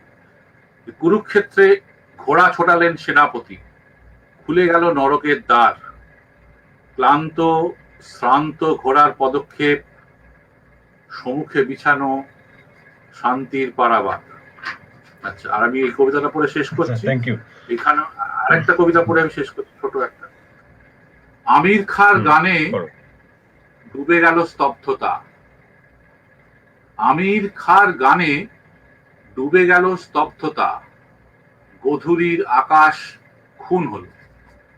বাহ, আসলে যেটি বিষয়, এটা কবিতার যে একটা মননশীলতার ব্যাপার, এবং সেখানে ওই ছোট ছোট স্তবকে আমরা জানি রবীন্দ্রনাথও এটা চর্চা করেছেন, এবং দীর্ঘ সময় বাংলা কবিতায় আছে এটার চর্চা, এবং এই যে বিকাশের যে এই সমস্ত অনুবাদের সাথে নিজের কবিতাকে অ্যাটাচ করা, এনগেজ করা, সেখানেও আমরা দেখতে পাচ্ছি যে এই ধরনের কবিতা যেটা ভারী, কি যেটা এক ধরনের চাল, সে চালের মধ্যে আসলে ভিতরে উইট থাকে, ভিতরে হিউমার থাকে, এবং এক ধরনের ওই খুব সোজা কথা বলে যে টাসকি লাগা কিছু ব্যাপার থাকে, যেটা আসলে আমাদের হৃদয়কে হর্ন করে বা চেতনাকে হর্ন করে, এরকম ব্যাপার থাকে। যাই হোক আর কি, আমরা অনেক সমৃদ্ধ হলাম, আমরা উপকৃত হয়েছি বিকাশের আজকের আলোচনায়। জানি না, বিকাশকে আড্ডা নিশ্চয়ই, আমার মেরে ভালো হ্যাঁ লাগলো এই আর কি। সমৃদ্ধ হ্যাঁ, কে তোমাকে কতটা হয়েছিল আমি জানি না, এই আর কি। সামনের দিনে আমরা একটা বড় পরিসরে যদি আবার নিতে পারি, সেটা ভালো লাগবে। তুমি আমাদের একটু সময় দিও। হ্যাঁ, আর সে আমার তো সময় অসুবিধা নেই। বাংলাদেশের বাংলাদেশের অগণিত দর্শক শ্রোতা তারা আসলে তোমার সম্পর্কে জানলো, এবং তারা নিশ্চয়ই মানে এই সমস্ত বিষয়ে আগ্রহী হয়ে উঠবে। তুমি নিজের কাজ চালিয়ে যাও, এবং আমরা বাংলাদেশের যারা আছি, এবং দুই বাংলার বন্ধু, পাঠক, লেখক, আমার কাছে সম্পাদক, দেশ, আমার কাছে দুটোই মানুষের, একই একই হ্যাঁ দেশের হ্যাঁ, মতন। একই দেশ। আমরাও সেই, আমাদের বাংলা ভাষাভাষী যারা আছেন তারা দেশ। হ্যাঁ, আর একই আমি দেশ। যদিও খুব দূরের একটা দেশে জন্মেছি, মানে আমি কলকাতাতেও জন্মাইনি, আমি একটা খুব পাহাড় ঘেরা একটা ছোট্ট শহর দেরাদুনে জন্মেছি, ছোটবেলা ওখানে কেটেছে। কিন্তু আমাদের বাড়ি ছিল ওপার বাংলায়, কুমিল্লার বুড়িচং গ্রামে ছিল। তো হ্যাঁ হ্যাঁ, বুড়িচং আমার, থানায়। তো আমার বাবা 18-20 বছর বয়সে ওখান থেকে, মানে দেশভাগের কারণে ওখান থেকে গিয়ে তারপরে ওখানে চাকরি বাকরি করে। তো সারা জীবন আমরা ছোটবেলা থেকে ওই দেশের গল্প অমুক শুনে আসছি। তারপরে বাংলা, বাঙাল ভাষা যেটাকে বলে আর কি, সেটা আমাদের কানে অভ্যস্ত, মানে আমার কাছে এটা কোনো অসুবিধা হয় না আর কি। আমার নিজেদের কথা বলার সময় অনেক কথা শব্দ চলে আসে আমাদের, সেই জন্য আমাদের আলাদা করে ওটা যে আলাদা অমুক, হ্যাঁ রাজনৈতিক ভাবে আলাদা।